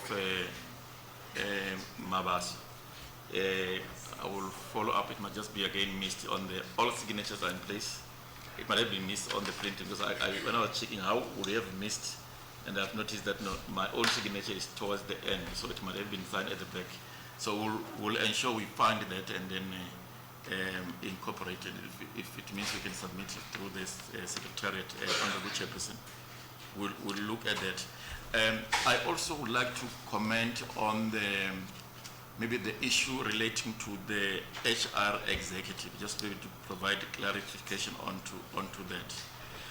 While there are many advice that the HR executive will provide, what I was referring to was specifically on transposing the verbal warning in writing. I was specifically referring to that part, not necessarily that she advised me on putting the verbal, on giving them verbal warning, but she advised me to say we must put all warnings in writing. I wanted to clarify on that particular one. Yeah, Honorable Chair, I think most of the items have been highlighted by my principals. Thank you very much. Okay. Final point.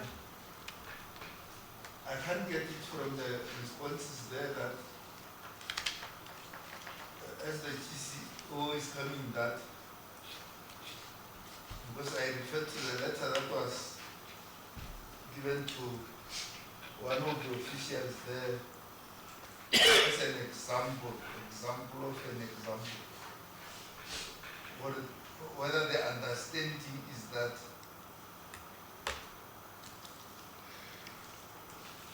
there are other categories of action that should be taken, more stringent action that depend on the severity of the offenses committed.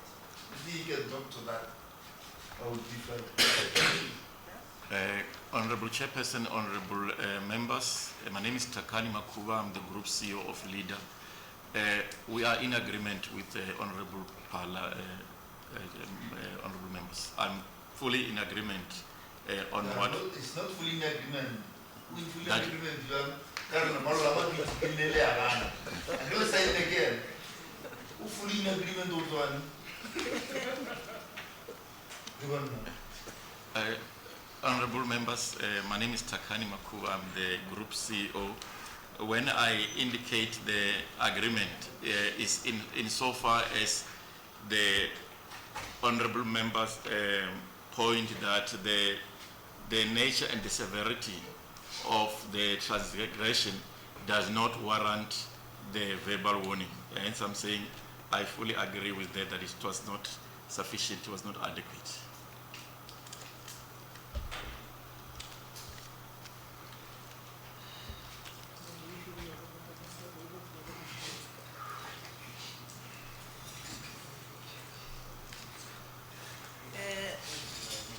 Mr. Makua, if you can see, Honorable Pala is still not yet convinced with your response. Unless if maybe you also wanted to go back and respond in the report and then submit it to them. Because for now, I think we're going to sit here the whole day repeating one thing. What a day. Want to continue? Okay. Honorable MEC? I think, thank you very much, Honorable Chair and honorable members. My name is Munab.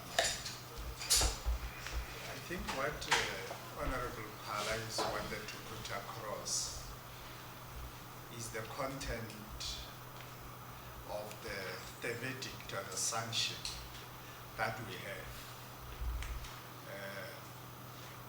But also the sanction, which I think I've repeatedly said, does not commiserate with the offense committed. And that is the spirit that I think is warning us as and when we append our signatures. We must know the consequences of why are we just signing the Demaku to say that we are giving a person verbal or written warning on the fact that this person has killed another person. Do you think that that person will stop killing other people in the manner in which we impose sanctions?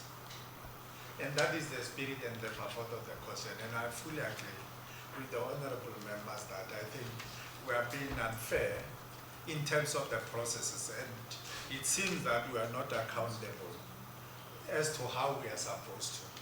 That's why I'm making a commitment that there will never be a recurrence, and this thing will not recur unabated going forward. And then for anything that is happening, we'll ensure that we give a concrete and substantial and substantive sanctions that are commensurate and compatible to the type of the offenses being committed. Otherwise, we'll just be wasting our time to say that we are appearing in SCOPA, we have given written warning, and so forth, which does not correct the perception that we are just being scot-free. People are left scot-free despite the shenanigans that they are continuously doing in depriving the people and prejudicing them what they're supposed to get as the public purse allows them to.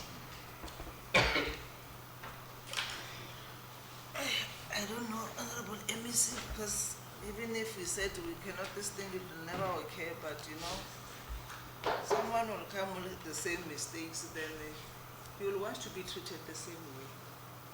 So I don't know, Honorable Pala, how are we going to close this thing so that in future, even if they say they won't repeat it, so it must never be a reference to other people. So I think it needs to be closed properly, so because you can't just say it cannot occur in future, then just like that.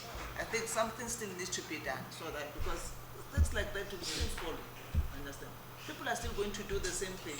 You know, when people are in trouble, then we go back and say, then how about this? I think that your rounding is off nicely, so that we can move, because otherwise we'll round off around a tree. You will know, Chair, we are raising it because we don't know, as the MEC is saying, and you know, Chair, we don't want people who do things for compliance. Yeah, we are going to SCOPA, just sign letters. SCOPA will make a lot of noise. Just sign warnings and bring them. Meaning, all departments in the province come here, an entity, and we see a lot of things. We see their things. And one of their things we see is where they last week, for instance, one department comes here, they take people to DC. I'm just ranting off where you are. Take people to DC, but they ensure that they don't bring evidence to the DC so that the people go scot-free. You get it, Chair? They were here last week, and they stayed here until they were here for a long time. It was a difficult hearing for them. This one's hearing is the nicest in a long time. Ramaswana is celebrating where he is even tapping on the chair. So I'm saying you are rounding it nicely there. So as you say, we don't want to see the repeat of this again as SCOPA. We want consequence management, number 2. Number 3, where wrong things have happened, we want action that is commensurate to the offense that has been committed, and we want stern action, as the legislation says, effective and appropriate disciplinary steps against an official that has transgressed. So that's what we want, and I think you rounded it very, very well where you went.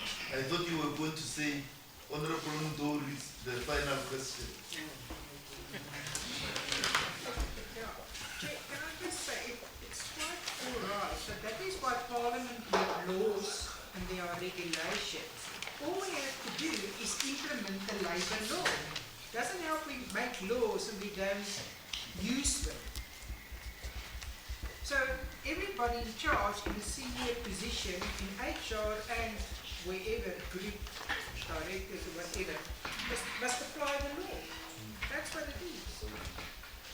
Because remember, if we leave it like this, these are public documents, Honorable Pala. Like tomorrow we won't be here, but we'll be quoted with this thing because it was the Honorable Pala, Honorable Mkaba, and all of you who took this decision. So that is why I was saying this thing needs to be closed properly. So. Yeah, because we can't just say, no, it's okay. Okay, it's okay, but the money is gone. The money is gone. So, Honorable MEC, I think you understand it. I think, Luena, if you were on this other side, you will see it the way I see it. We can't just say, it's okay, it will never okay, then we leave it like that. Then we are not solving anything. We are not solving anything. Something needs to be done. Something needs to be done that we need to go and deal with the MEC and give us another report that how did you end this thing, so that we'll discuss it again in SCOPA, then see, or at least this thing it has been closed properly. So, honorable members, it's okay. I'm going to question 8. Ndate Marula? No, it's okay. We are on question 8. Or must I give it to Honorable Ndo? Ndo, go to question 8. On behalf of Honorable Marula.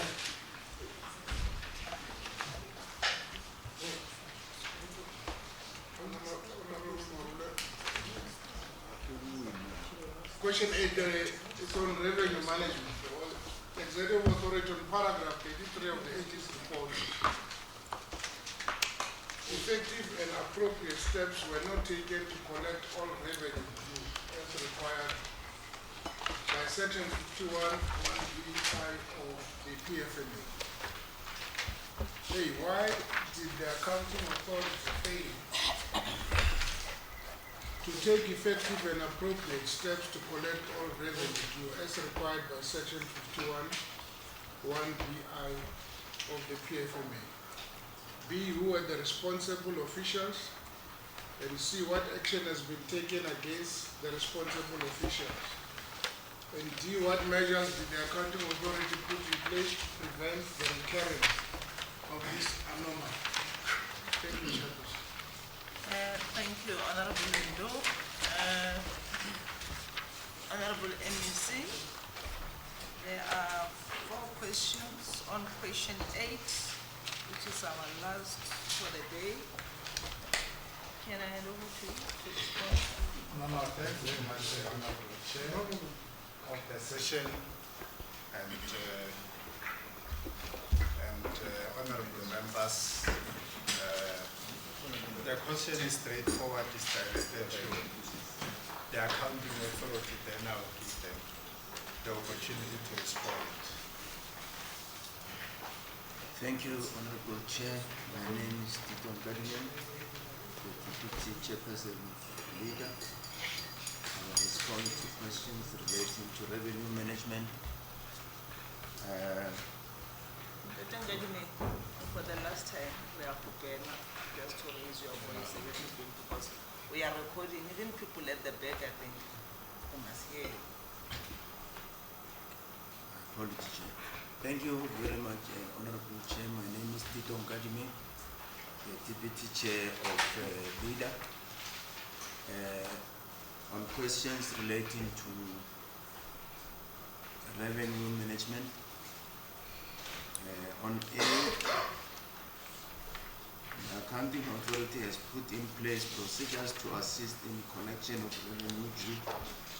Currently, management has implemented that recovery procedure to collect and all debt which has security and has yet to prescribe, which is handled by our legal department and aided by the use of the debt collectors appointed via the Treasury Transversal Contract. In addition, the board approved a write-off of all debt book which is uncollectible and will be too costly to collect. Above and beyond the implementation procedures, factoring of debt and has been considered. On B, who's responsible? We have listed the responsible officials there. This time is not Mr. Maki. On C, the leader officials were given warning letters for the transgression referred to Annexure E for the details. On D, leader has reviewed and approved policies such as credit policy and leasing policies, which are called the drivers of revenue collection within the group. This will ensure leader improve the collection and load through to the entity. Thank you very much, Chairperson. Thank you, Honorable Ms. You wanted to say something? Yeah, thanks very much, Nama Rogers, and then the responsible for the debt, the shareholder to leader. I think, Chair, what is obtainable here is that there is a situation which creates some unnecessary perceptions. Even the machonesses of this world have perfected the game of if they loan you or give you a loan, it's either they take your card or your ID, whether correct. But you have some systematic deficiencies that a person apply for a loan, you subject that person to the process. That person will be able to pay, even to an extent of putting some sureties and collaterals for that person to pay. But come 10 years down the line, you are unable to recover that money. And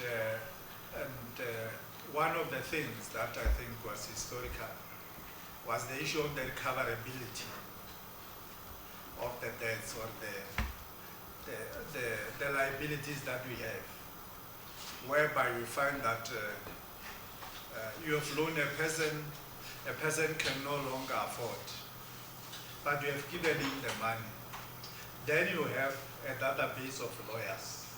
This person is owing 500 rand or 500,000, and you solicit or release the services of the legal expert, who then causes you 2 million to look for 500 rand. And those are the challenges in the sector. That's why we said that they have to improve the policies so that they become more stringent and incorporate the issue of the sureties and collateral. To say when we give you the loan, you must tell us in the event that you are unable to pay or extinguish that debt, what are the other mechanisms that we can use to recoup that money. Hence, policies were reviewed to ensure that they cater for those things, because it's not explainable to say why people cannot pay the loan that they took.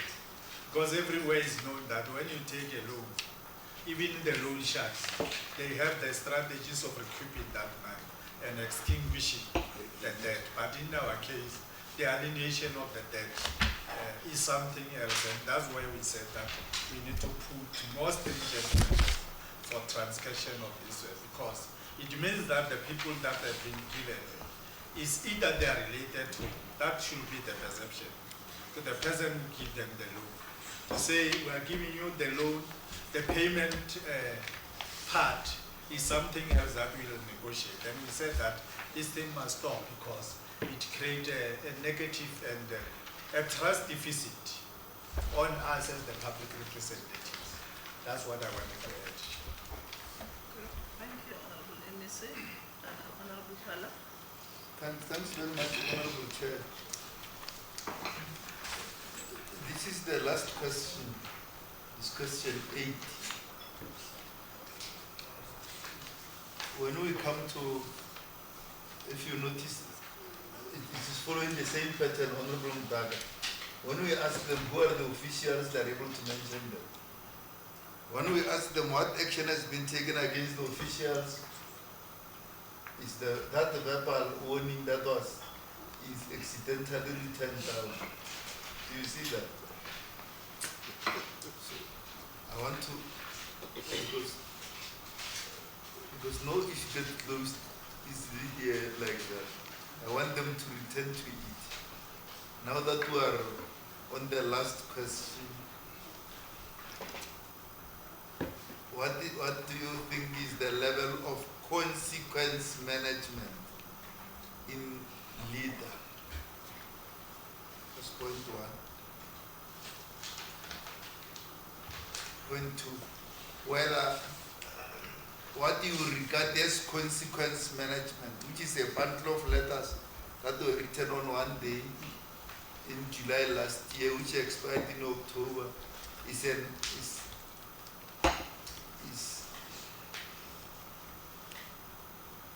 as the legislation says, appropriate disciplinary steps as required by legislation. Or you now accept that you are in contravention of legislation that says there must be effective and appropriate disciplinary steps against an official who is found to be on the wrong. 3, whether as a body you have ever taken any action other than a verbal warning and a written warning against any official who transgressed in the recent period.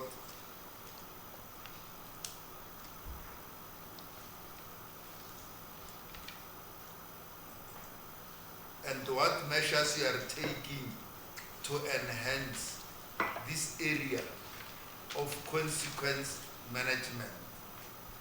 Because as you saw, this committee, you know its name, its short name is SCOPA. It means Standing Committee on Public Accounts.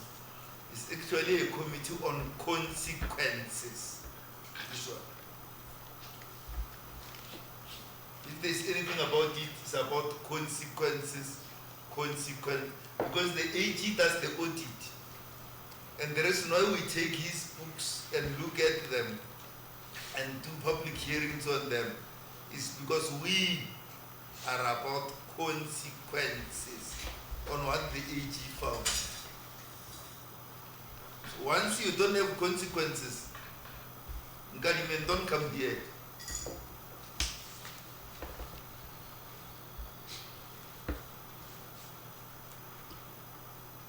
As we showed you since the beginning, that what you have there is a bundle of letters,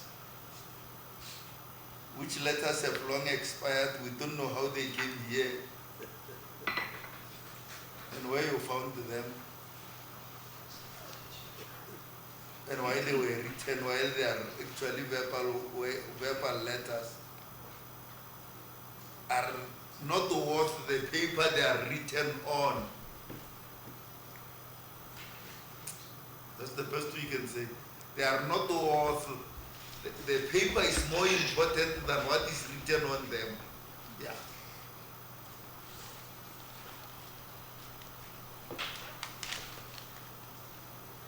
That's what we are saying as this committee of consequences. Those are not those committees that you go to.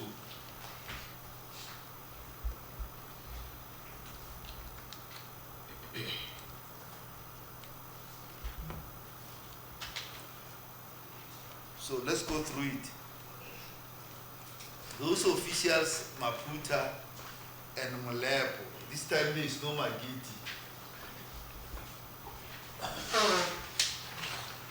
are the officials who are the acting interim and acting executives of the bodies responsible for ensuring that we get revenue. Our understanding, Chairperson, is that you have agreement with people to perform on the course of the year, on whose basis they work. And once people don't perform according to that agreement, you take action. That's how it works everywhere in companies. And this is a company.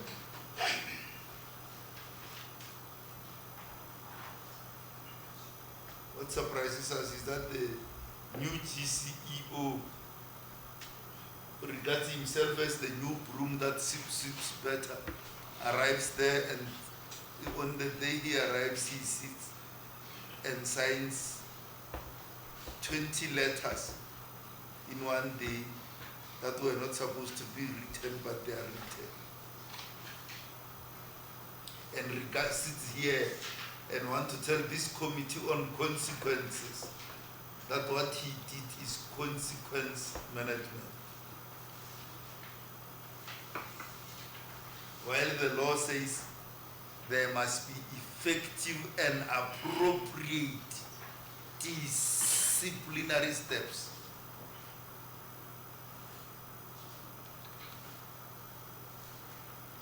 Related to consequences, Chair, we return again, Honorable MEC.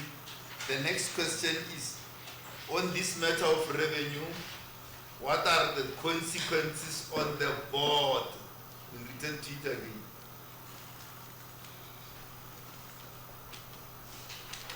Because the board must never have an imagination in its head that they are the ones who are taking action on other people, that nothing happens to them.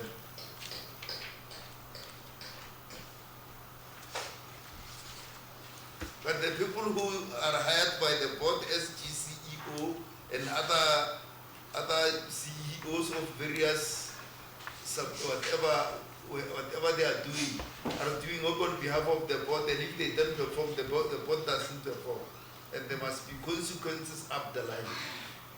So we're interested even here in relation to revenue, or what are the consequences on the board, Honorable MEC, if you can talk to that. Because the previous MEC did consequences. Consequences in bracket, what he regarded as consequences by calling the board to a tongue lashing session. You have not yet told us, you talked earlier, but you have not yet told us what you are doing about this board in terms of consequences for their non-performance. So that's what we want. We won't live here until you tell us. The other MEC did a tongue lashing session. What are you doing in terms of consequences on the board? If you are doing a tongue lashing session, tell us on record that you are doing a tongue lashing session like the previous MEC.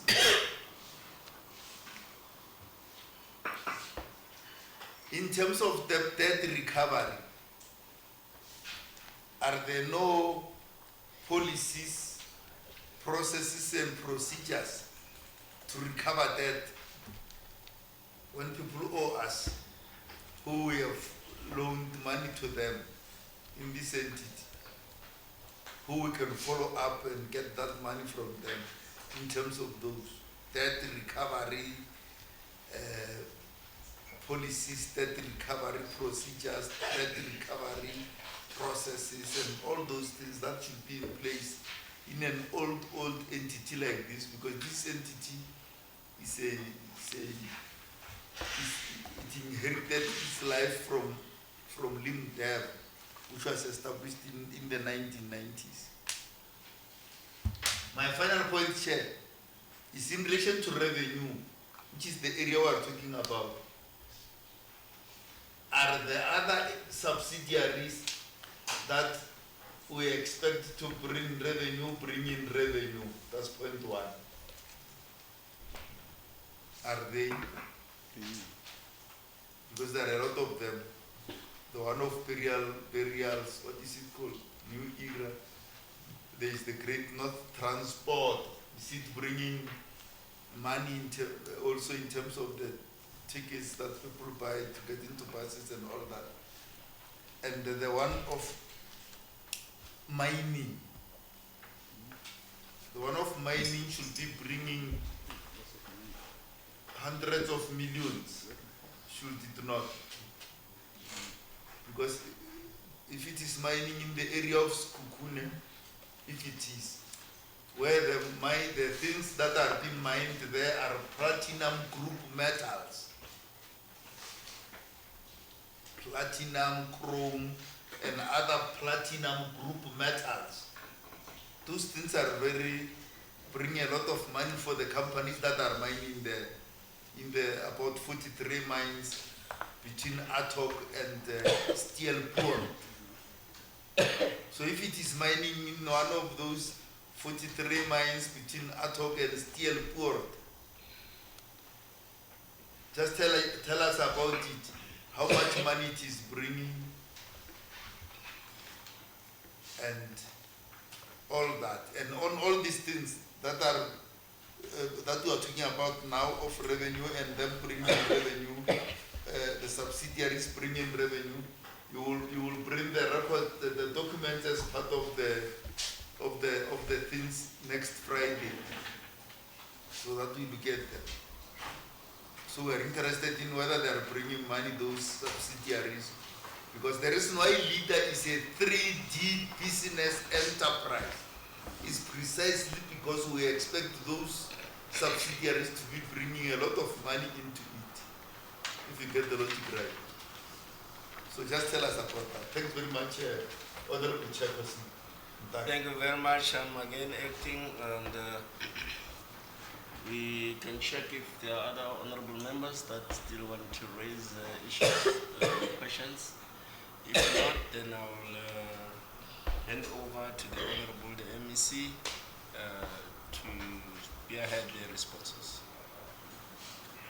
Yeah, thanks very much, Honorable Chair of the session. Honorable members, Let me take this opportunity to request the interim chairperson to respond to these questions. Thank you, Honorable Chairperson. My name is Tito Nkadime, the Chairperson of LEDA. Let me go straight to the answers which are required.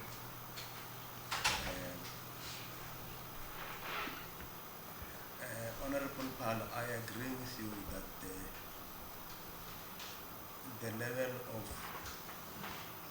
consequence that we have taken on the matter is not consummated with the ineffective way in which revenue has not been enhanced for the company. And hence our commitment that we definitely will ensure that our approach going forward will avoid any leniency and make sure that indeed real consequence management is undertaken. Because as you say, it's clear that that particular transgression will not be consummated. Any action that we've taken of recent pertaining to officials, I know with the respective CEOs of GNT, the previous one, and the new era, we indeed taken action regarding that. Perhaps what we should submit is that as we submit the report on the 28th of this month, we should actually include a list of the officials going down into the organization.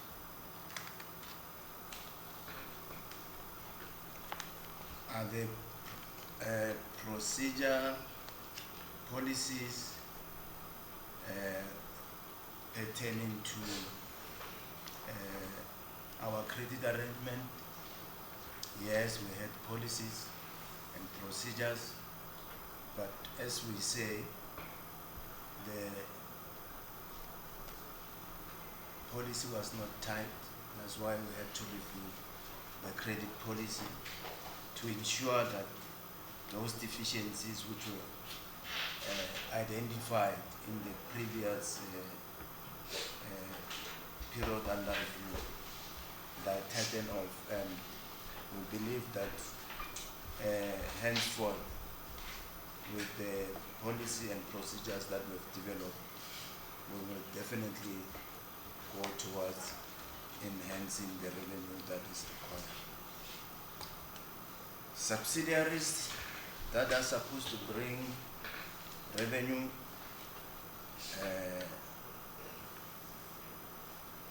honestly, new era is deadly.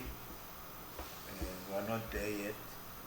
Our intention is to get an investor or a strategic partner which will help to make sure that we improve our revenue. We see a lot of potential in it, but ordinarily, as you say, by now it should be making money for the group.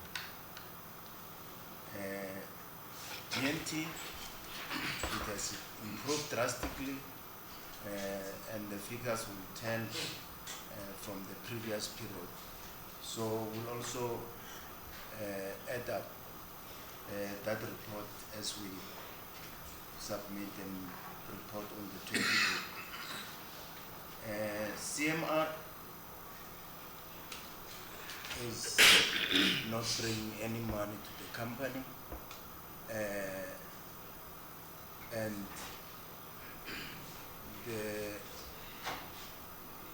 the secret is in the MOU, particularly the mine that is operational, which is Fate. The MOI that we signed when we, with our partners there, actually did not, the drafters did not make sure that it propelled enough revenue into the company in the immediate period. So we are working around the clock to ensure that we change the structure of the MOI that was signed previously, and so that we can start to get dividends from the mines. Let me close it there and then ask if my groups want to add. Good evening, honorable members. My name is Takani Makuba, Group CEO of LEDA. I have nothing more to add. The chair has covered me. Thank you. Okay. All right, thank you very much. The chair is back, and I'll hand over to the chairperson. The chair give all the questions properly answered. Over to you, Chair. Okay. Thank you very much, Honorable MEC. Okay. No, thanks very much, Honorable Chair and honorable members. I think my name is Munama Rogers. I'm the MEC responsible for the Chair, I think the honorable members are quite articulate in terms of the substantial issues that they are raising for the plethora of warnings that do not work worth the salt. And that's one issue that I think we have been saying. The chairperson also is admitting that they are not consumerate, and now I'm emphasizing that they are not commensurate. They differ. They differ. It's not one thing. That they are not commensurate, they are not compatible with the offense that has been committed. And I think that's one issue that we said. We have instructed them that if this policy is not working, why are you keeping that policy? Hence, we have instructed them to review the policies that they have, so that the policy is able to have a traction and fruition in terms of the credit worthiness of the company. Why should we just dish out money and not interested whether those people are retaining the money or not? And that's where we were. Hence, we were trying to tighten the policies and the procedures so that going forward we don't experience this same idiocracies, I will call them idiocracies.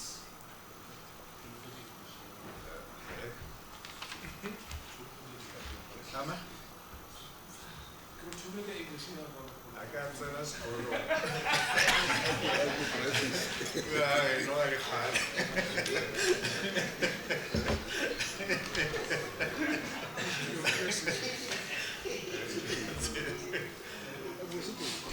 It's in school over it dance for.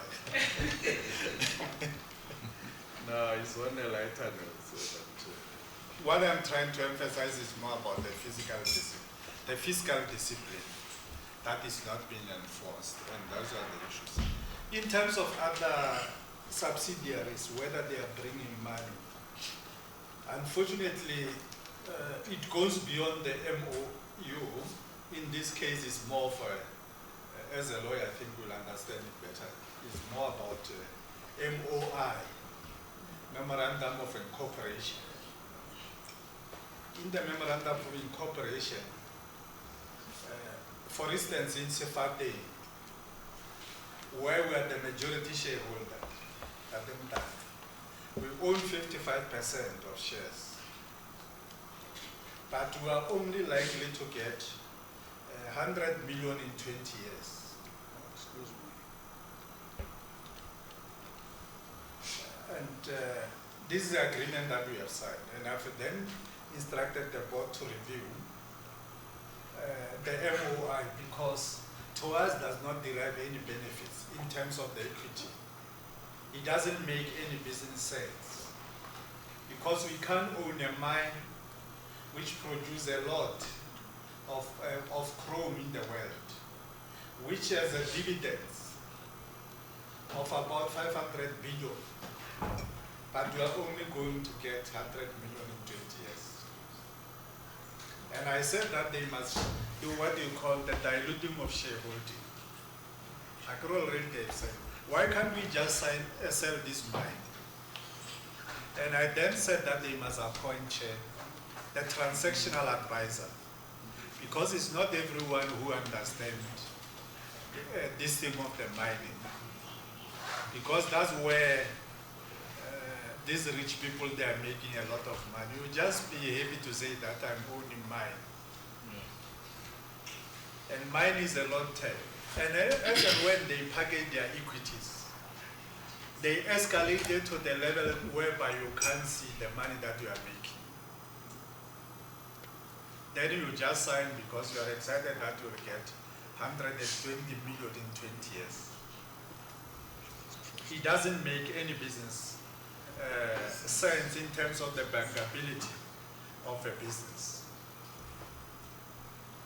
And you own the mine, but you still struggle to have the money for operations. Yeah. You can't even pay your employees. While you are owning mines, you have Sepo mine, you have Fumani mines, gold mines, but you don't have anything. And that's what the problem is. The architecture of that MOI is something that I think any person who has signed, I think it did not go through it to say what are the long-term implications of that MOI that the person is a signatory to. And we are in the process of reviewing and revising that MOI. If in future we come here to say that we have sold or we have diluted our shareholding, you must understand it in that context. It's rather better for us to own 45% and get 500 million annually than to be a majority shareholder and get nothing, while the minority shareholder are the ones who are deriving huge benefits out of our own mines. And they will tell you about the market forces in the mining. And they were able to perfect the game. Right now we are still junior miners.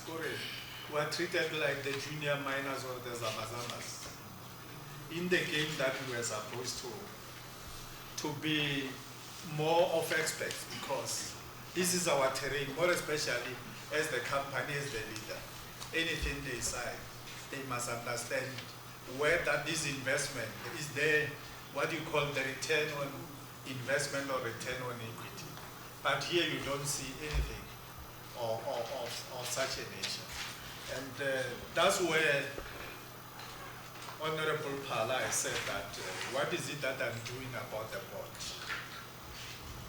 Those are the things that I think I said I've signed the shareholder compact agreement, that they must come and account in terms of their performance. How do we then allow them to continue to serve while they continuously sign this type of an arrangement? And the matter is deeper and diverse, because I don't think there is one person. Fortunately, some of these directors were not there. You might find some that some of these people who have signed this are the directors in the very same mine. No. There is that likelihood. You find that it was just an honest mistake, only to find that it was deliberate, because the person is a beneficiary in the investment scheme that we have. And those are the issues, Chair, I think that I wanted to streamline so that it's more understandable in terms of what is obtainable. But I think those are the reasoning why we are fighting with people to say, Bara change, it's exactly what is happening when we say that they must sign, they must revive. I mean, Honorable Pala, I go to a meeting, I meet with the board of CMR. I ask these hard questions, these jaw-breaking questions. How on earth do you sign this thing? Immediately after that meeting, I get an email to say, we hear that you want to review the MOIU. We are ready, when can we meet? And they were not in the meeting.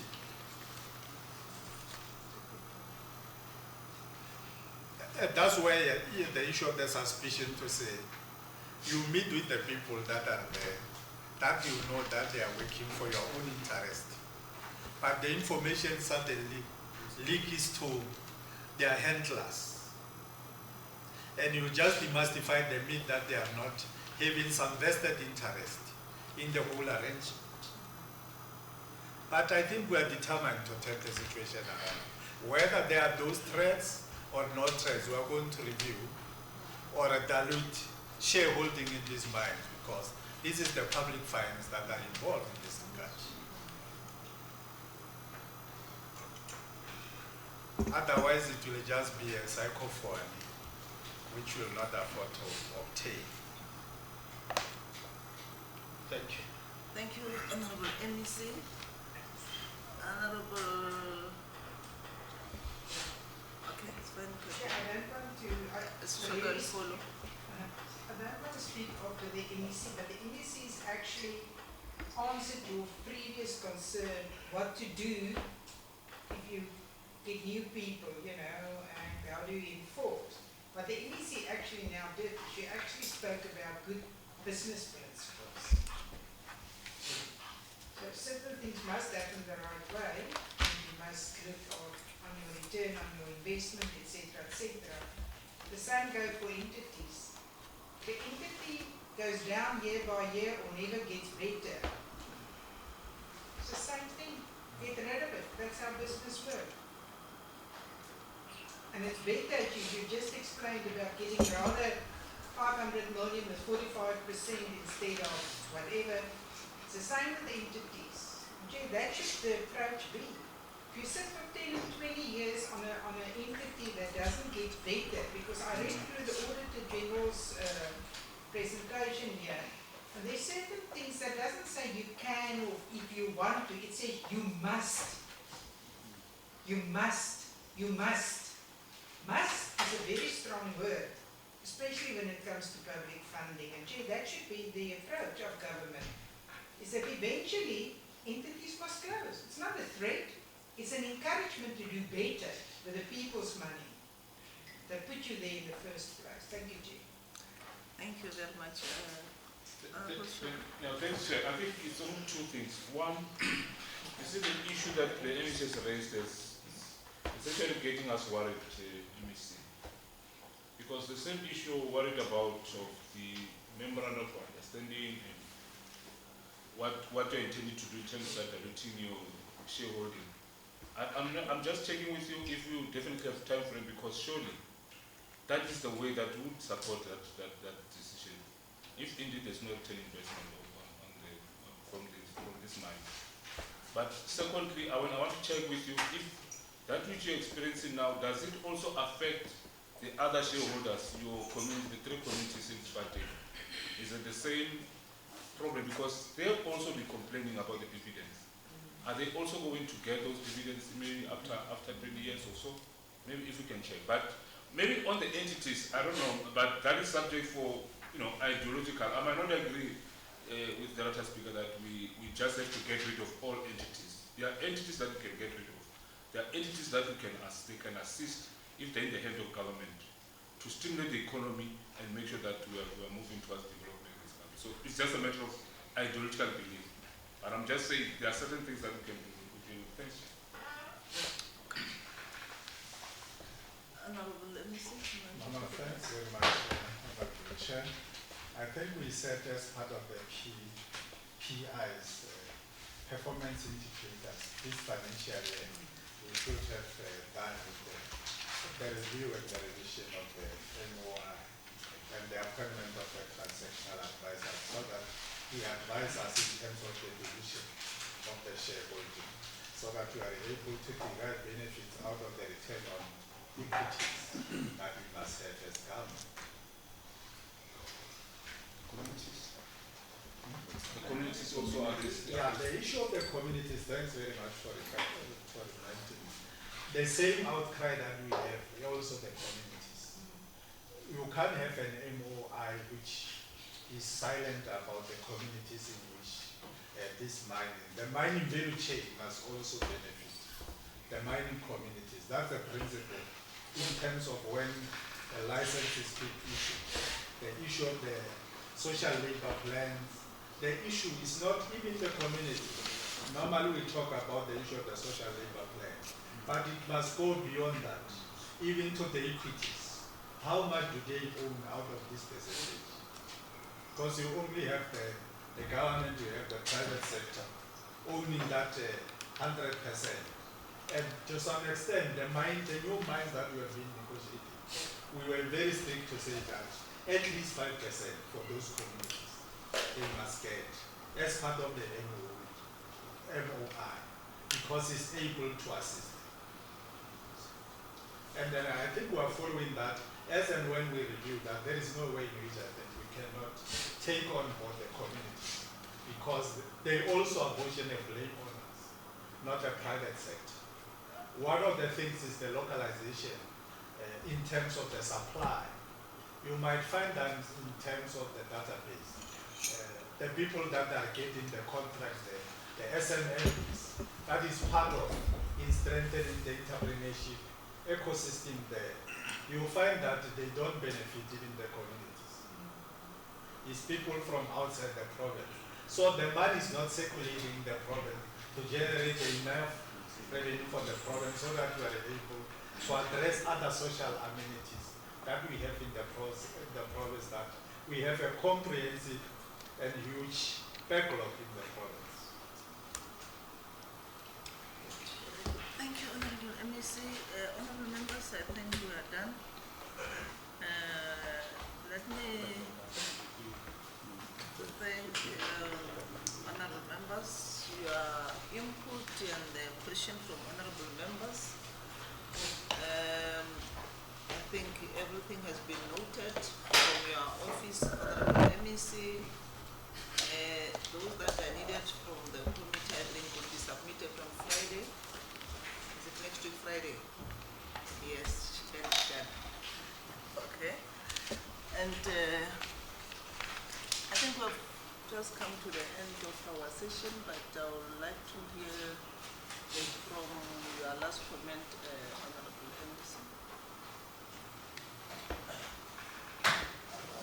Thanks. Very much, and honorable members and my colleagues. I think